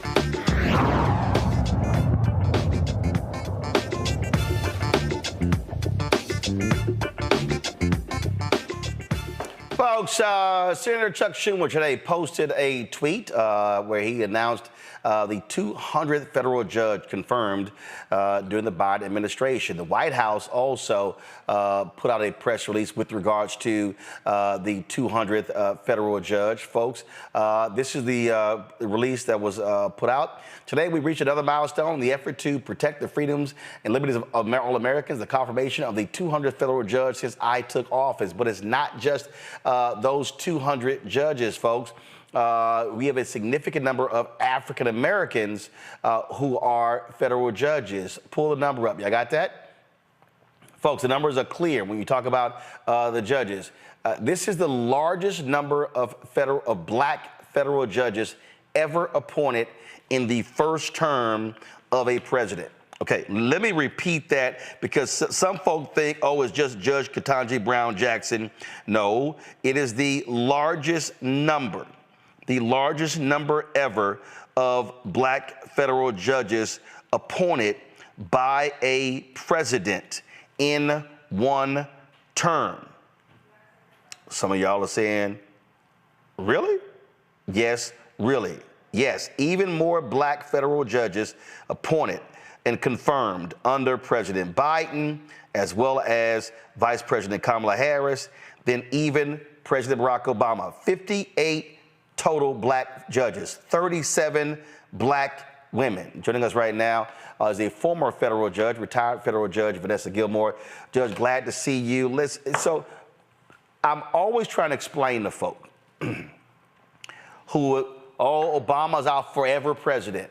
No, he's not. He was only there 8 years. That's it. That's the total number. What's forever are federal judges because they can serve for life. That's the thing you pay attention to. And we talk about federal judges. We saw a Texas federal judge stop the Biden credit card charges being capped at $8. We saw a federal judge, a Trump federal judge in Amarillo rule on the abortion pill. So people that don't understand, you were one of them. Explain to people the power of one federal judge out of the more than 900 in the country. Well, more than 900, Roland. In fact, there are 1,409 sitting Article 3. That is, Article 3 means appointed for life federal judges in the United States right now. And of that number, 59, less than 4%, are African-American women. The motivation, I believe, of President Biden to try to give a fair opportunity for women and people of color to be able to sit on these important seats, I think is motivated in part by a clear understanding of the gross disparity in terms of the numbers of African Americans and people of color, other people of color, and women that have traditionally been able to have opportunities to be on the federal bench. There are still 16 states in the United States that have absolutely no federal judges of color. And as you said, federal judges are sit in a powerful position. They are appointed, can be appointed for life. And the joke goes, you know, the difference between God and a federal judge, God doesn't think he's a federal judge. And so this is really an opportunity to equalize and to make the judiciary look like not just the United States, but even just to look like what lawyers, the population of lawyers look like in the United States. There are 1.3 million lawyers in the United States. 1 in 5 is a person of color, and 1/3 are women. And yet we do not have that same kind of representation in the federal judiciary. 70% are still men, and 78% are white judges. And so this is just an opportunity. 78% of all federal judges are white? Are white. So this is an opportunity for President Biden to sort of step up and give people who have always been willing and able to serve an opportunity to serve. Again, for the people in the back who don't quite understand, Donald Trump, 4% of all federal judges appointed by Donald Trump were black. Yes, that 4%. If you looked at that chart that you just put up a moment ago, it showed the disparity in terms of the number of judges that were appointed by Presidents Obama. The next chart, I believe, Presidents Obama, Trump, and Biden. The first column on the far left represents the judges of color that were appointed and women that were appointed by President Obama. And then you get to the next one, Trump, and you see that red circle represents mostly white men that were appointed by President Trump. And then you get to Biden, and you see the vast disparity and diversity in terms of the number and the type of people that he has given an opportunity to be appointed to the federal bench for life. So you can see just by those charts right here at the bottom how vastly different. The chart at the top shows gender. Obama in the first column, Trump in the middle. You see it's the majority, more than 75% were men, and you see what we have now with President Biden. Very, very different in terms of the opportunities that President Biden has been able to give to people who have been willing to serve. Now he's giving them the ability to serve. But it's not just Biden appointees. You got to have a Dem-controlled Senate to also confirm those judges. And so those two things go hand in hand. Now, if folk want to understand what Donald Trump is saying right now about federal judges, listen. Then I called up my people and I said, I have a guy from New York who's an incredible lawyer, he's got the right temperament, he'd be a really great judge. Oh, good, sir. How old is he? I said, he's 69, sir. So he's going to be there for 2, 3, 4 years. We like people in their 30s, so they're there for 50 years or 40 years. We don't want, and as soon as they said that, I realized, yeah, they're exactly right. My administration will again adopt rock-solid constitutional conservatives to be federal bench justices and judges, but in the mold of Antonin Scalia and Justice Clarence Thomas, who, by the way, right now is under siege by the radical left. Yeah, under siege because he's taking gifts from white billionaires. Let's just be real clear. And the reason that distinction is important because he can mention Clarence Thomas, but he ain't talking about naming no black judges. Again, it's going to be largely white men. When I talk about the power, again, I grew up in Houston, and there have been thousands of federal judges since I was a kid, but the name William Wayne Justice sticks out because I heard his name every single day on the news because he oversaw the Texas prison system. So the power of federal judges is huge in this country, and I think too many people don't understand why who you vote for president and who you vote for a United States senator has a direct correlation to federal judges, and then those are the folks who are ruling on class action lawsuits, who are ruling on death penalty cases, and so federal judges matter. Absolutely, Roland. You've hit the nail on the head in terms of that one. First of all, only senators that are of the same party as the president can recommend somebody to be nominated by the president to become nominated for a federal judicial position. So if there is a Democratic president, only Democratic senators can recommend somebody to the president to be nominated to the federal bench. So who those senators are matters just as much as who the president is matters. Because once those judges are appointed, they are deciding many important issues, like the ones that you raised, gun rights. They are considering issues relating to women's right to choose. They are considering and evaluating important environmental issues. In terms of the Clean Air Act and the Clean Water Act. They are deciding very important issues in terms of school choice. So there are a number of issues that are under the direct control of federal judges. And what people don't understand is that the federal trial judges make a lot of those decisions. Very, very few cases make it all the way to the Supreme Court. The Supreme Court hears less than 60 cases a year. And so the 1,409 federal Article 3 judges that are making these decisions, the majority of them are on the trial and the appellate courts. Only about 60 cases make it all the way to the Supreme Court every year. So who is appointed to these federal trial and appellate courts is extremely, extremely important. And that largely depends on who the senators are and who the president of the United States is, because only senators of the same party as the president can make that recommendation. Questions from the panel. Scott, you're first. Hi, Judge. Scott Bolton here. My father was a state judge in Illinois before he passed away a few years back, and we would often debate the following issue: the politicalization of federal appointment of judges, Republicans' appointments, Democrat appointments. And when I say politicalization, what I mean is, well, a conservative Republican judge is going to give you conservative decisions, and a Democratic judge is going to give you these more liberal Democratic decisions that seem to be pro for the Democratic Party. He didn't believe that. He believed that generally that may be possible, but not necessarily. And we know the annals of history in the Supreme Court. There are a lot of conservative judges that were appointed by Republicans who turned out not to be the friend of a Republican president. Could you kind of comment on that debate and whether you agree or disagree with the debate I would have with my father?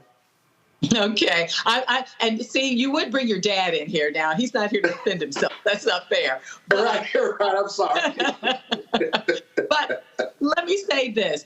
I think that all of us need to recognize that we bring our own life experiences into the work that we do. Our ideology is largely informed by the kinds of life experiences that we have had. One of the things that has been important in recent years in terms of the kinds of classes and things that are being taught to federal judges is to understand our own implicit biases. And that is not something that had been largely discussed or even acknowledged in terms of the way that federal judges deal with and rule on matters that come before them. And so we've been really charged with the responsibility of looking at, analyzing and considering our own implicit biases in the work that we do, and in helping juries even understand their own implicit biases in terms of their responsibilities as jurors in our courts. And so I think to say that implicit bias and your own individual biases don't factor into your decision-making process is probably less than completely true, because I think that all of us have to acknowledge that we do bring our own set of experiences to the work that we do. Now, are we all still bound by the same law? Yes.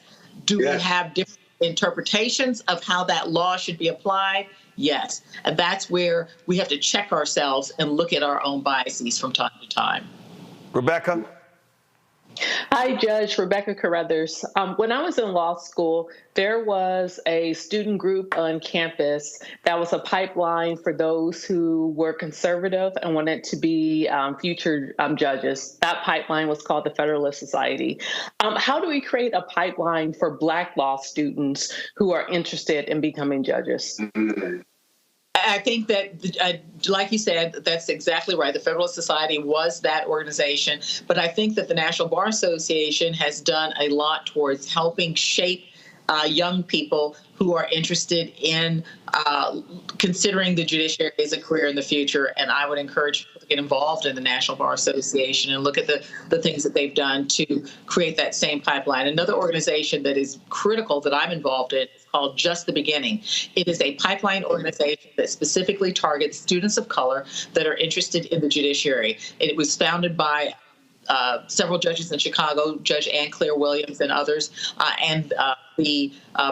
every other year we meet. The last time we met was 2 years ago in Chicago, and we have we call a program called Robes in the Schools, where we go out to schools in the communities that we meet in, specifically with the idea of encouraging people, encouraging young students of color to consider the judiciary as a career. Well, you said the Federalist Society was, no, they still are very much involved, and that's what their total focus is, to train up multiple generations of right-wing federal judges. They're very clear about that. But this news is good, and again, we spend lots of time breaking this thing down, Judge Gilmore, and getting folk to understand. If you sit the election out, do understand that there are folks on the right. They know the power of federal judges. Yes, absolutely. And they vote accordingly based upon who that person is going to pick. So we better understand. And I tell all the folk out there who yell reparations and they say no vote, no tangibles. If you don't vote, you can't get your representative. And guess what? Not one Republican supports reparations. You ain't gonna get no Republican right-wing federal judges gonna go along with you. So if that's what you want, you better understand you're gonna need the right judges in place for a law gets passed, because it's gonna be a lawsuit, and you're gonna want judges ruling in your favor. But you ain't gonna believe me, but go ahead and mess around and see what happens if Donald Trump wins in November and then Alito and Thomas retires, and then they're able to lock down 6 federal judges for the next 50 years because that's what they want to do. Just saying. Just saying. Judge Gilmore, always a pleasure. Thank you. Thank you for having me. I appreciate it. Got to go to a break. We come back. We're going to chat with Congresswoman Jasmine Crockett. Oh, Lord, she got the whole internet talking after she roasted Marjorie Taylor Greene. I got a few more of those bleach blonde, bad-built, butch body videos to show you. Oh, y'all know we're going to have a little fun with that. You're watching Roland Martin Unfiltered on the Black Star Network. Back in a moment.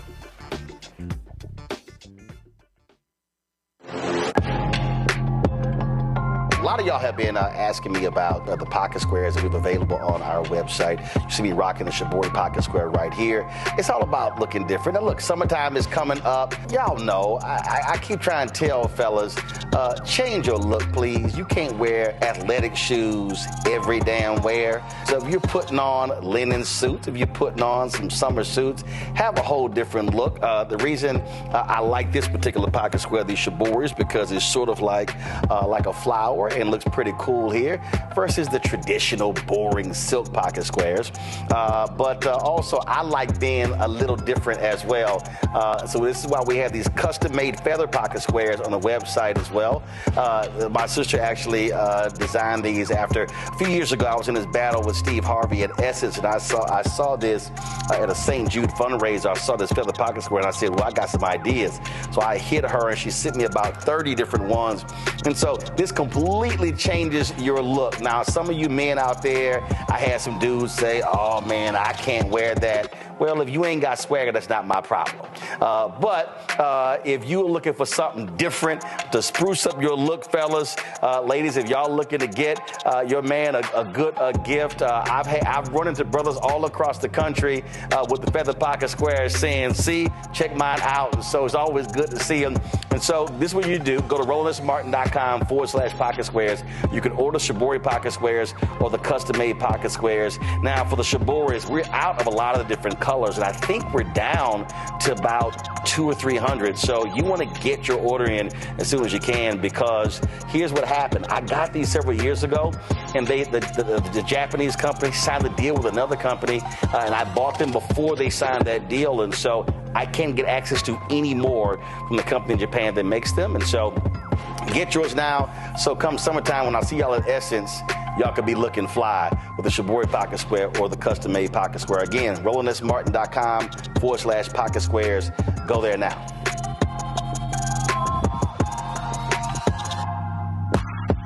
Hello, I'm Marissa Mitchell, a news anchor at Fox 5 DC. Hey, what's up? It's Tammy Roman, and you are watching Roland Martin Unfiltered.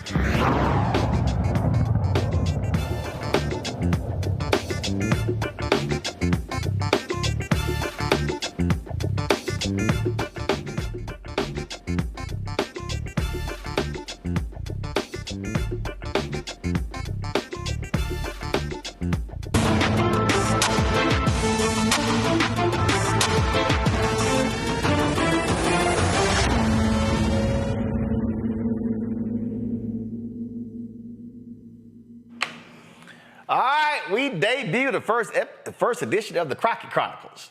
Of course, Congresswoman Jasmine Crockett got all the folk talking on social media when she lit up a Marjorie Taylor Greene, that late night session. She joins us right now. No, not crazy ass Marjorie Taylor Greene, but Congresswoman Jasmine Crockett. Boy, it's been quite a busy week for you. It has.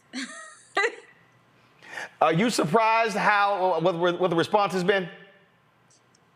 I am. I never could have anticipated we'd have skits and songs of all genres and memes for days on days. But I think it's great. I think that people have been looking for something to unite them against this MAGA bully.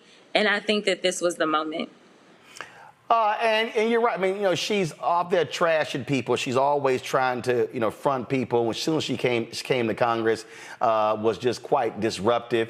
And so somebody need to clap back on her. Absolutely. And she, I think, has gotten to the point that she felt like nobody was going to check her. And so, historically, these spats have been more so with the Republicans face to face. Like she had the spat with Boebert.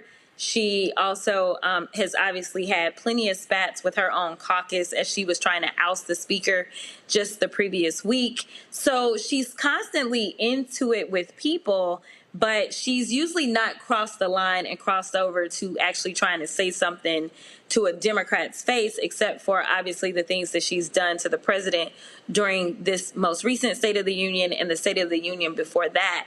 But I don't know that she's ever met a black woman like me. I can't say very much about her upbringing or anything like that, but the fact that she said what she said and sat back and was like, I'm fine with what I did, I could not let that rest. So if she wasn't going to be forced to apologize or be kicked out, then I was going to have to make the chairman think about what the parameters were going to be going forward and let him know that I got some choice words that I could deliver if I chose to. And then you have the people who, you should have, it's about decorum, you shouldn't have done that. And look, I get it. You know, I always talk about Michelle Obama says when they go low, we go high. I'm like, nah, you got to go here. If they going to hit you in the knee, hit them in the damn shin. And they going to hit you in the ankle, hit them in the bottom of the feet. Because you can't play footsie with these people. They don't care about norms. They don't care about values. And so it's like, you know what? If that's how you want to swing, let's swing. Yeah, no, I mean, you're absolutely right. And, you know, this obviously is not something that has been done that often, if ever, when it comes to MTG. And so, you know, in that moment, all I was thinking about was how is it that I can claim that I'm going to represent almost 1 million people and fight for them every day and sit here and I won't even fight for myself. And you don't know how these things will hit. You don't know how your district will take it. But I can tell you that I've received plenty of encouraging messages directly from the district. And so, you know, but ultimately you find out really how your district feels about how you've governed when you get to the ballot box. So, you know, ultimately, my primary will take place almost 2 years from now. So I don't even know if they will still be talking about this. But I feel confident that my district is okay with the fact that I, as a black woman serving in a black district, decided to stand up for myself. Well, I'm a voter in that district, and I'm perfectly fine with it. Let's go to our panel. Rebecca? Congresswoman, thank you so much for being here today. 2 quick questions. One, what was going through your mind as it was happening in real time? And then my second question, a little bit more serious, is that you are in the seat of the late great Congresswoman Eddie Bernice Johnson. You're finishing up your first term. What do you want your legacy in Congress to be? Absolutely. Thanks for the questions. So my first thoughts were not as eloquent.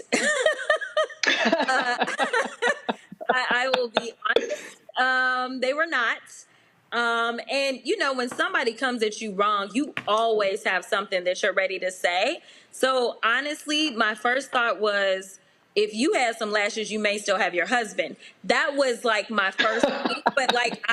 But I restrained myself and said, I'm going to let the process work. And before I could say, we need to go ahead and take our words down, AOC jumped in. I appreciate my sister. She jumped in almost immediately. And as y'all could tell, AOC was fired up as well. And what y'all didn't know is Ayanna, my big sister, was sitting off camera and she was about ready to handle some folk as well. So I had plenty of good backup for her trying to come at me. And so as AOC and Jamie were dealing with Comer and were dealing with the advice of his parliamentarian, I was of the impression that we won. For me, a win is her not being in committee because we can get work done. Also, a win is her having to apologize, which, of course, she never wanted to do to a black woman specifically.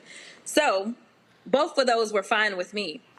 She didn't have to do either one of those, though. And that's when I decided, and I looked over at her, and I was like, you bleached blonde. Like, I had all of this, like, and so I was writing it down and trying to get Comer's attention so that he would call on me so that I could not violate the rules, but show her that I could cut her deeper without ever talking to her. So that was what was going through my mind and how it all played out.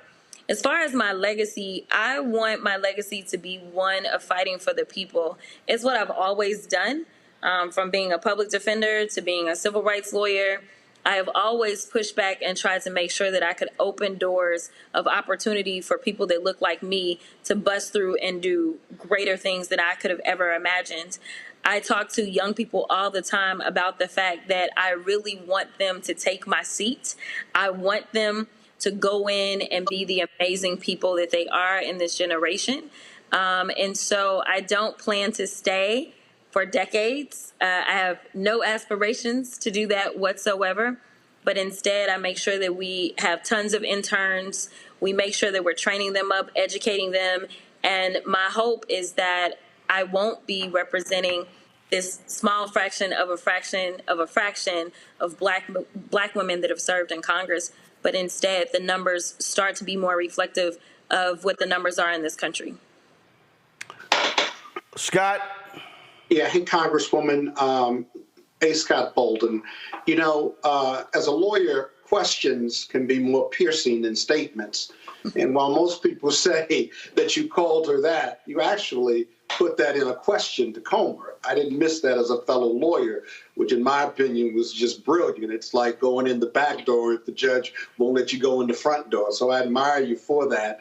I want you to talk about how difficult it is. Like, where do you go from here? And how difficult it is to work in Congress, to get things done for your district or for all of us when you really don't have a viable political party on the other side. Democracy needs two strong parties, and you're in Congress, and you got to work with people to get stuff done. But the Republicans don't seem to be interested in getting stuff done. They seem to be interested in kind of power and winning and going after the other side. So can you just kind of talk about, one, where you go from here, and two, how do you matriculate in that very difficult environment, notwithstanding the irrelevance of Congresswoman or MTG? Yeah, so great question. And I'll be honest and tell you that I have absolutely built better coalitions than MTG has probably ever dreamed. So while I'm the minority, just last week, or actually, I think it was the same week. So yeah, so last week, I was able to get a bill out of oversight committee of all committees in a bipartisan way, because it was just good legislation. It is still difficult to get good legislation out, but I understand where the middle resides. Right now, one of my best partners is actually my senior senator from Texas. You know, Cornyn approached me and said, I don't want you to have to go and look for a Democrat to carry the bill if you are actually coming up with legislation that is good for Texans. And so he's carrying a number of my bills and has actually been a huge champion of some of my legislation.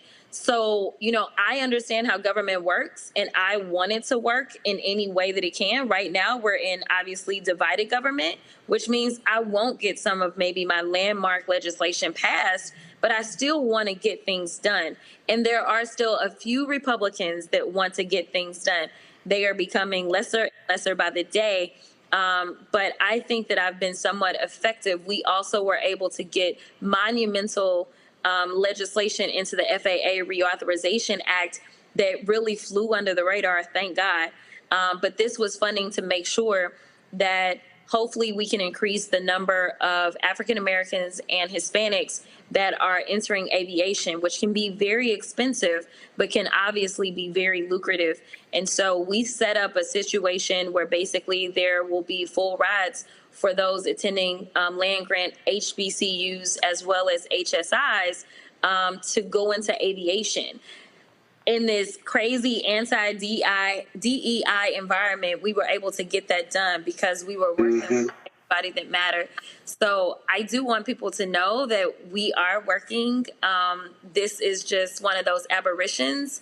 But even in the midst of somebody coming at me, I can defend myself. And honestly, I've had Republicans coming up to me. Now, they probably won't go on Fox News and say anything. But, you know, one of the Republicans today was like, I love your lashes. Like, I mean, you know, they're good. Like, they're not mad at me. I've gotten winks and thumbs up from, like, female Republicans, like everyone was waiting on somebody to go in on her. So what do you say or do, like when you go to you run into Marjorie, you run into Green on the hall or in the bathroom, other than putting your hands on her? What do you say? What do you think? Or do you just ignore her? I'm very practical in my practice. I mean, it just got to be a difficult circumstance. But, you know, what do you do? Or have you? Have you run into her since that? Yeah, you're tripping. That's a compound question. Forgive me. No, we don't communicate. We never really. And because Democrats sit on one side, Republicans sit on another, we have different doors to enter, whether we're entering the floor or whether we're entering the committee. So you don't necessarily have to interact like that. But today was my first committee hearing back in oversight, and she did not show up. And it's my understanding that she didn't show up to her Homeland Committee either today. So I'm not really sure where she is, but committee was a lot smoother without her. So she, as I'm concerned, I think everybody was happy. So yeah. All right. Well, you know, she's got something really unique. She seems to have pissed off in a very divided Congress and a very divided political status in America, that she's pissed off Democrats and Republicans. That's got to be a first, in my opinion, given how divided we are as a country. She has, but nevertheless, I think I was told that she's their 5th highest fundraiser. The people that are higher than her are all in leadership. And so she does this for dollars, nothing else. This is the only reason that she does it. And so it's really disappointing that her behavior is consistently rewarded in the form of money. But when we look at polling, she actually polls the lowest of any Republican. She polls lower than the speaker. She polls lower than everybody. So when you look in a consensus type world, honestly, the majority of people do not like her in this country. But she has a solid group of people that will put their $2 and $3 behind her versus, you know, having a similar group of people that love, say, some of the Democrats and will put their $2 and $3 and $5 behind us. Yeah, sad but true. But thank you for being there for all of us. I understand that you have trademarked bleach, blonde, bad, built, butch body. True? Yes. So we filed for the trademark. And just to be clear, we did not file in my personal capacity. I filed under the campaign. And that was because this is becoming something that's in demand. And so the idea of people profiting, that's not really what I'm doing. I'm definitely not profiting in Congress. It's a poor existence, to be clear. But, you know, I'm a lawyer. Some people think I just play one on TV, but in real life, I'm a lawyer, and I was a business major as well, undergrad. And so with recognizing the demand, for me, this was an opportunity to turn lemons into lemonade and make sure that what she meant for bad, God meant for good, and we could actually use the money based on the demand that people are making on these T-shirts and all the other merch to actually put that towards my reelection, along with me being able to support other candidates to make sure that we take the House. All right, then. Well, it has been quite an interesting week. And so I saw, last question, out of all the different ones you've seen and heard, your favorite? I don't know. There's so many good ones. There's so many good ones. One of my colleagues said she was in the DR this weekend and they started playing one of the songs. And then I got a video this morning because they were playing it on the radio this morning. They were playing a couple of versions on the radio this morning in Dallas. So I'm excited about the music. Keep the music coming, especially since it's so educational. But yeah, this gives people something to look forward to, and hopefully people are recognizing that it's not just the presidency, but it's looking all the way down the ballot. It's looking at who's running for U.S. rep and state rep and things like that. And hopefully they will be encouraged to do some research and get out there and vote for great candidates. Well, it was quite interesting because like the first day, Keenan on my team, he put together one with AI real quick. Y'all had that one ready? Okay, he did a remix. Okay, play his remix. Bleach blonde, bad built, butch body, shut your trap. Jealous of my style, cause you know I got that snap. Talking loud, online, you ain't built for that scrap. Keep your distance, I ain't dealing with your cap. You think you slick, tryna flex with your fake gold. All that botched up, surgery, you look old. Bleach blonde, she dyed, roots showing real bold. Ain't got no shape, but acting tough, man, you cold. Whispers in the crew, you know you can't relate. Bad built, botched up, jealousy's your trait. Can't fake the Alright, so he put that one together. Did you hear the gospel one? Yes, I love it. It's so amazing. Y'all roll that one. Roll that one.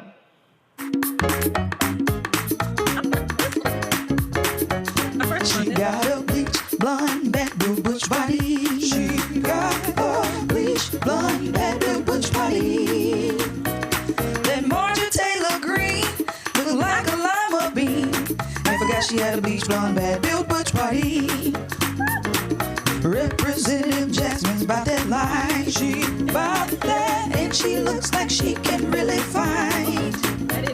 An amazing politician, ain't got no competition. Ain't worried about a bleach blonde, bad built butch body.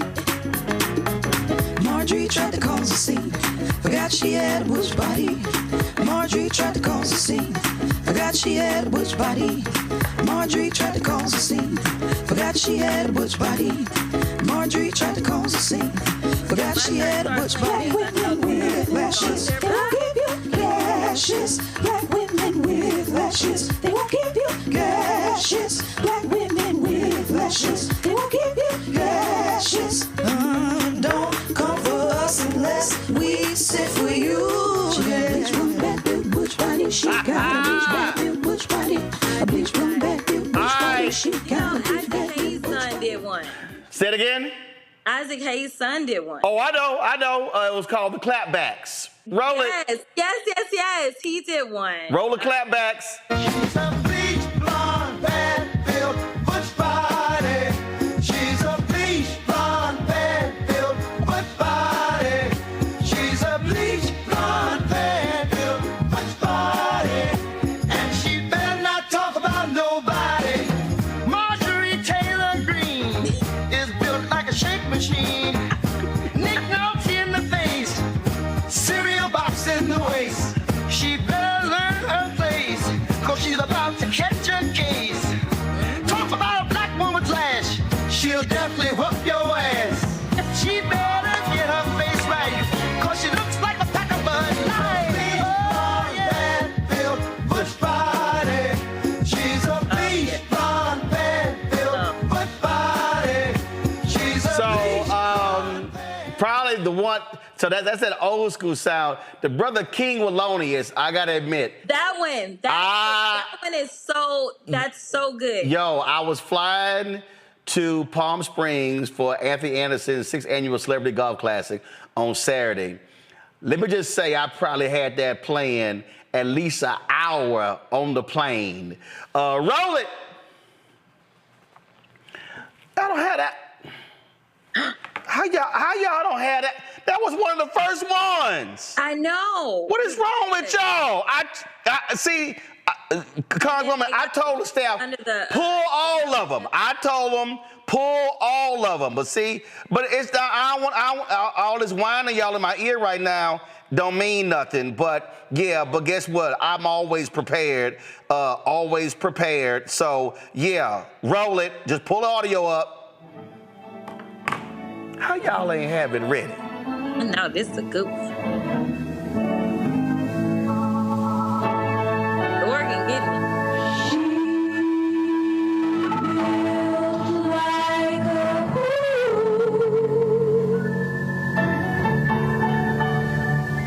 She built like a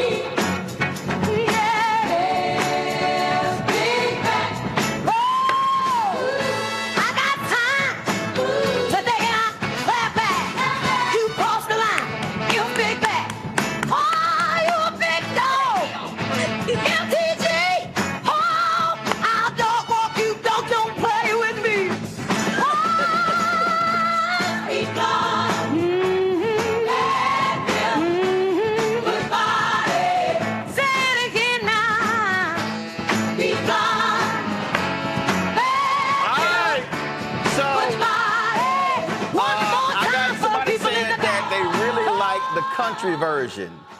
The country version was really good, but I love the ones where Comer is like, a what now? Y'all got any one of those in there? Oh my goodness. All right, let me hear that one. Let me hear that one. I need to hear that one. First of all, let's see that one too. Go ahead, go. Bleach blonde, bad built, bleach blonde, bad built, bleach blonde, bad built, butch body. A what now? Sway. A what now? Sway, the weed makes God. Bleach blonde, bad built, bleach blonde, bad built, bleach blonde, bad built, butch body. A what now? Bleach blonde, bad built, bleach blonde, bad built, bleach blonde, bad built, butch body. I'm just curious. Bad built, bad built, bad built, bad built, bad built, bad built, butch body. A what now? Bad built, bad built, bad built, bad built. Oh my God. Bad built, butch body, butch Yo, body. the creativity of people is amazing. This thing has taken off quickly. Yes. Yeah. I'm appreciative. It's great. I you know what, for the first time in a long time, a lot of people that haven't been engaged in politics, they're engaging. So again, what she meant for bad, God meant for good. So I'm excited that people now are like, wait a minute, now what channel can I watch the hearings on? Well, tuning into C-SPAN. Well, and here's the deal. We carry those hearings as well. So I've already made it clear to our folk, every time there's one of these hearings, and you look, you only get 5 minutes, right? Yes. All right. So every time there's a hearing, we gonna have the full 5 minutes and run it on the show. And I told Carol, I said, 'cause look, I've had an open invitation to every CBC member since I launched 5.5 years ago, and most of them never take it up. We are more than welcome to have a weekly segment called the Crockett Chronicles, talking about whatever you want to talk about. So all you got to do, just have your people tell Carol, hey, this week I can come on Wednesday, this week I can come on Friday. And so that's every single week we can have the Crockett Chronicles to talk about what's popping. And of course, we're having fun, joking, but there's also real policy stuff we can talk about. So we're looking forward to making that happen. Absolutely. I appreciate you. All right. Congressman, hold up. I got real quick. Y'all pull the photo up of that fake Delta in Georgia. Congresswoman, did you see this? Did you see this here? This woman right here is a state representative in Georgia. Old girl has been fronting, saying she's a Delta. The Deltas put out a letter. Okay, apparently she ran for re-election. And she was running against a Delta. Can't nobody see that letter, y'all. She was running against a Delta. Well, what happened was the Deltas had to put out a letter stating she was not. They have no records whatsoever to support her being a member. Now, there was a woman she was running against who is a Delta, and they said she was a certified member of Delta Sigma Theta. So now you a Delta, how you feel about a homegirl down in Georgia fronting that she's a Delta? She clearly knows nothing about Delta, because one thing the Delta does is stand on business. Baby, you was never going to get too far, not in the public limelight with that fraud going on. Now, she won. She won, but the Deltas have put out a letter saying they can't find no evidence anywhere that homegirl. She literally she literally posted this on Delta's Founders Day. Straight up. Yeah, no. But I'm saying there's no way you can be in the public life and Delta not know who you are and be clear whether or not you're a member of Delta Sigma Theta Sorority Incorporated. Delta knows me very well. They know. They got all my records. So I don't even know why she tried to play with Delta. And that's got to be embarrassing, because it's got to make her constituents think, if you would lie about something like this, what else are you lying about? Yo, that was absolutely crazy. So, woo, that was a trip right there. Congresswoman Crockett, I appreciate it. My parents at my house here in Virginia because my niece graduated, so they kicking it. So I'm sure because Send them my love. Because they constituents too, since they living at my house. So they are always down there working the campaign. So I'm sure they quite enjoyed this segment. I appreciate them. All right, I appreciate it. Thanks a lot. See you later. All right, Rebecca Scott. It's crazy how this bleach blonde, bad built butch body thing is taking off, Rebecca. That's pretty wild. I mean, I applaud her for all the alliteration. Like when she was saying it, in my mind, I heard the 6B, which is the B word, when she said that. But you know what? She had to keep it classy. And, good for her for using this as a moment to be a tool to really introduce people into politics and policy. Good for her taking this moment. And I hope that as she continues to grow in the Congress, she could bring more people into the process to make Congress accessible to all. So good for her. Scott? Alliteration strikes again. Alliteration. You know what alliteration is, Roland? If you don't, it's where you use several words with the first consonant for each word. So very effectively used. So God bless her. Such as bolded is always boring and brief. You mean like that? No. You mean that alliteration? What? How do you come up with that alliteration, though? Like what? That's not like in my vernacular. Bad bleach, butch ass body. You mean bolding, being broad, never brief. Whatever. Do you want me to go with a series of B's? Do you want me to go with a series of B's dealing with you? No, but what I'm saying is, how did she come up with those 5 B's? It's not in your lexicon. It's not in your vernacular. Easy. She was sitting there taking notes, and she was like, "Man, dog, I'm doing this old bleach blonde, bad built butch." But first of all, she done said it before, so hell, it was like now it's time to use it. Exactly. Now it's time to use it. Right, because it rolled off her lips. Like I love she had used it before. It rolled. It wasn't struggle. There was no struggle with it. I absolutely love it. So I'm good with it. Rebecca Scott, we appreciate y'all being on today's show. Thank you so very much. We're gonna go. It's after 8 too. You can't keep us after 8 like this, man. You gotta start paying us, Roland. It's 8:07. Calm your ass down.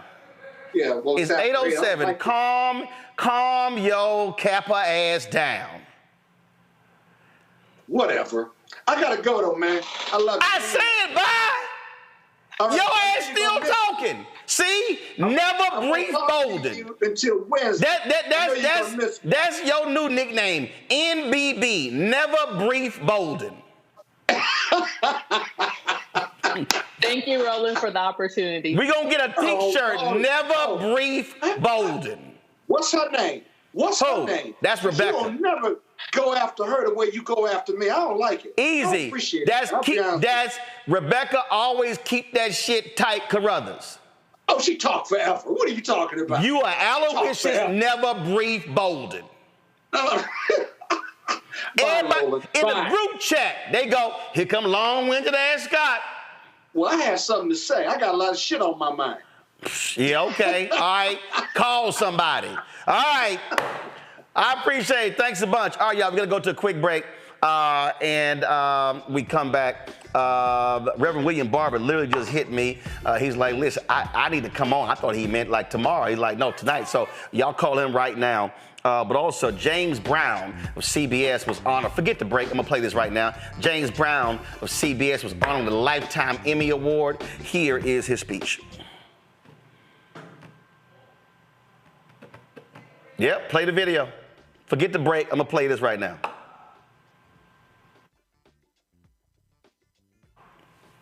Hold on. I told y'all to pull it.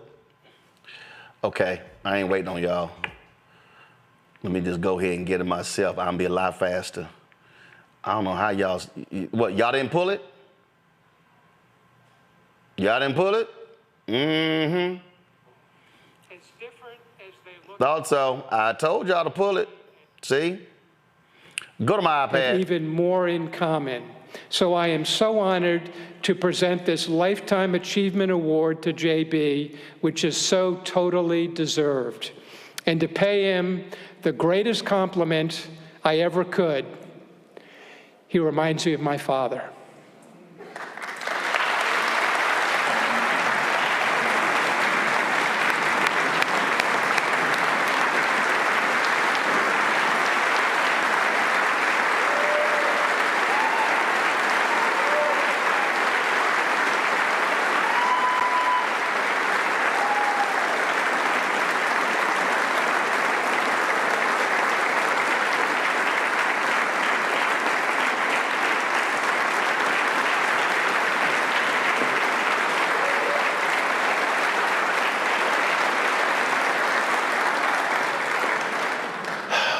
Just recently retired.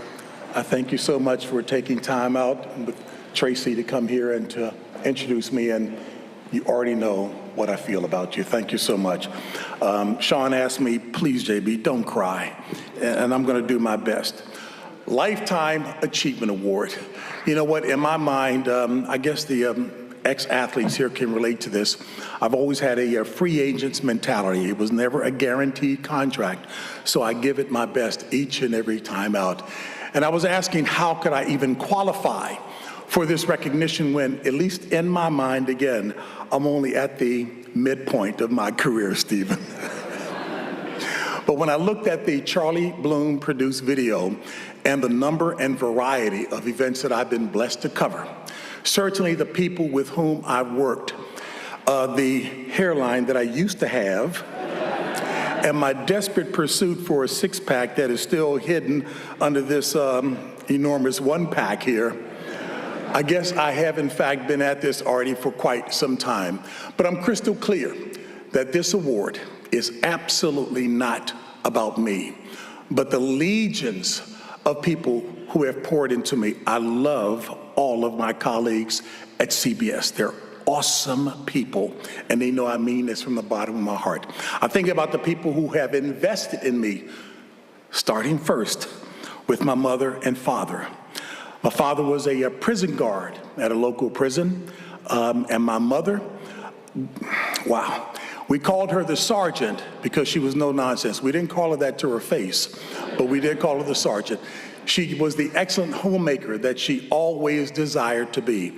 They were high school graduates who I like to say had PhDs in drive and determination, and who modeled for us what perseverance and perspiration could indeed accomplish for anyone. I truly wish they could be here tonight to see this.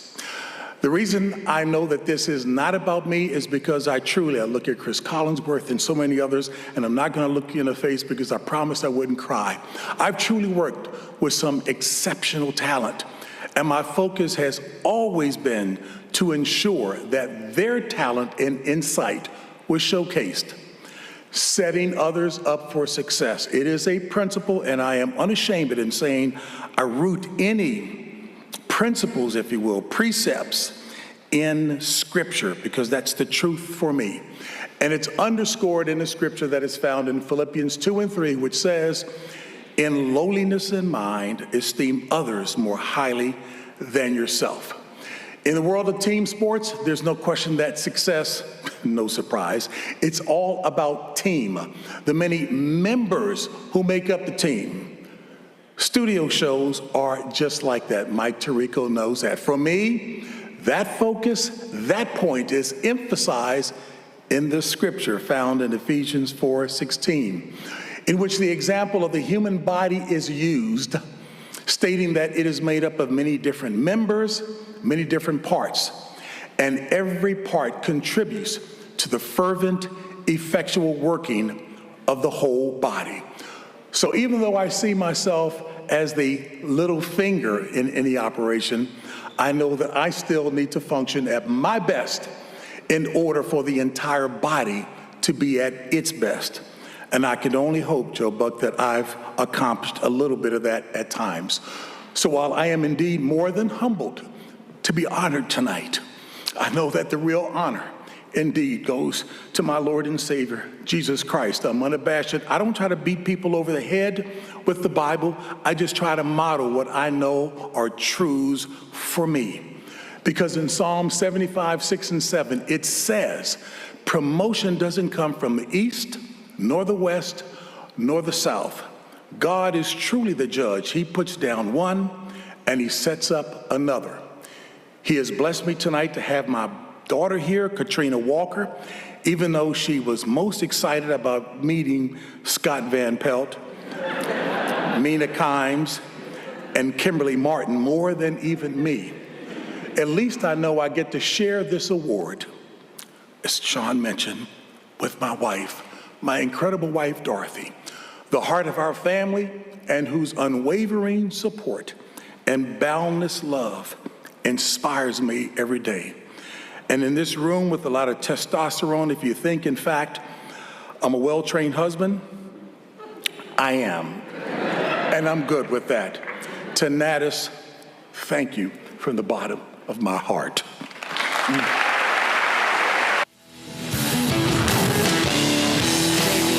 Folks, right now on our other stream right now is a prayer vigil that is being held for Marilyn Mosby. Come on, guys, switch it. What's happening tomorrow, she's going to be sentenced beginning at 10:30 a.m. This is the prayer vigil. Just pull the audio up. And your protection as she stands in the crosshairs of an unjust system led by unjust people who carry agendas personal and professional, individual and systemic, open and hidden in plain sight.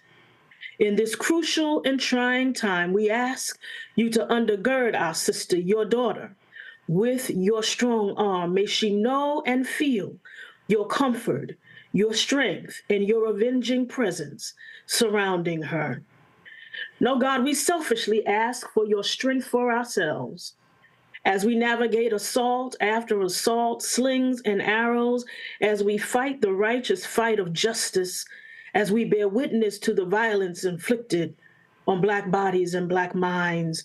Though we sometimes grow weary, heavy-laden, and overwhelmed, help us to remember that you are still God, that you are still our God, that you are still a strong tower, that you are still righteous, that you are still the rock, that you are still our provider, that you are still able, that you are still our source, that you are still our peace, that you are still our God. And finally, God, we pray for those in whose earthly hands this decision and the fate of our sister rests. Prick their conscience, disturb their rest. Speak to them in their waking, resting, breathing, and sleeping hours. Give them courage to rise and to stand in integrity and on principle. Give them wisdom and clarity of thought. Remind them of their responsibility and their obligation to do justice and to love mercy. We, your sons and daughters, we claim justice. We claim victory. And because we ask these things in your strong and mighty name, we declare that it is so. And all of God's children say, amen and amen. Amen. Thank you. Amen. And thank you, Bishop Daughtry. Bishop William Barber is here from the College of Affirming Bishops. Bishop Barber, you still with us? I am. Please, sir. Please, we welcome you in prayer. Let us join all of us in one heart and one prayer, one mind. God, your word in Exodus 23 says that we are to stay far from false charges and hypocrisy. We are not to kill the innocent and the righteous. For you, O God, you said you will not acquit those who devise wicked plans. Tonight, as we come in prayer, we are praying that you would shake up the plans of those who would engage in falsehoods and hypocrisy against our sister. That whatever the plans may be to hurt her, the end would be far from those plans. Whatever the plans are to use the judicial system for vengeance, that the outcome would be far from those plans. Whatever plans there are to try to make an example out of her because of where she has stood in the past and what systems she has chosen to take on, let the final outcome be far from the intended plans of those who do not have righteousness on their minds or in their plans. And then, God, we pray that somewhere in their hours of being alive and thinking, that they would hear your word, that you do not acquit the wicked, that which you sow, you reap, that when you use the systems that are meant for justice, for purposes of injustice, that in the grand scheme of things, somehow what you have done comes right back where you are.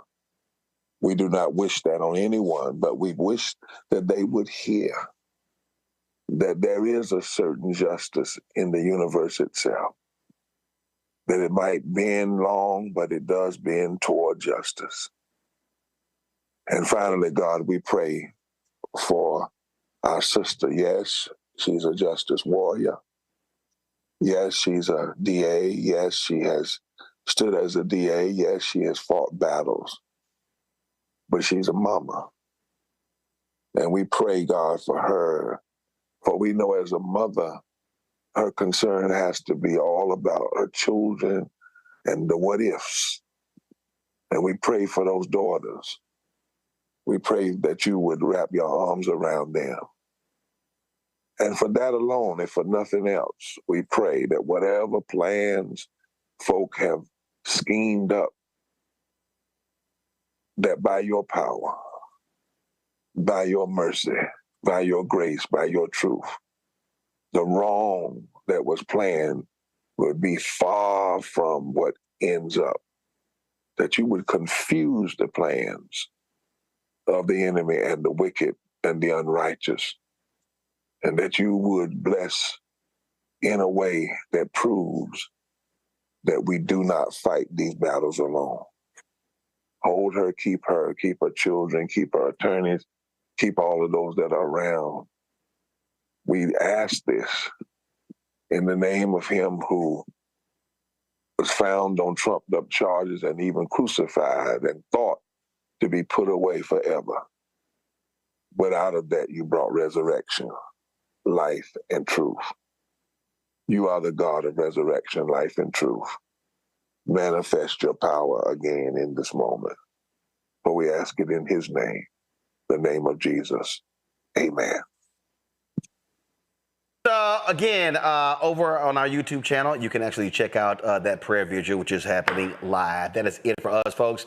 We appreciate you being on today's show. Tomorrow, I'm going to have for you some of the footage from Anthony Anderson's 6th annual Celebrity Golf Classic. Don't forget to support us in what we do. Join the Bring the Fun fan club. Send your check and money order. P.O. Box 57196, Washington, D.C. 2003 7-0196. Cash App, $RM Unfiltered, PayPal, or Martin Unfiltered. Venmo is RM Unfiltered. Zelle, Roland at RolandSMartin.com, Roland at RolandMartinUnfiltered.com. Download the Boxer Network app, Apple phone, Android phone, Apple TV, Android TV, Roku, Amazon Fire TV, Xbox One, Samsung Smart TV. And be sure to get my book, White Fear, How the Browning of America is Making White Folks Lose Their Minds, available bookstores nationwide. Get the audio version on Audible. That's it. I'll see y'all tomorrow, folks. Holla! Black Star Network is here. Oh, no punch! I'm real revolutionary right now. Thank you for being the voice of Black America. All momentum we have now, we have to keep this going. The video looks phenomenal. See, there's a difference between Black Star Network and Black-owned media and something like CNN. You can't be Black-owned media and be scared. It's time to be smart. Bring your eyeballs home. You dig?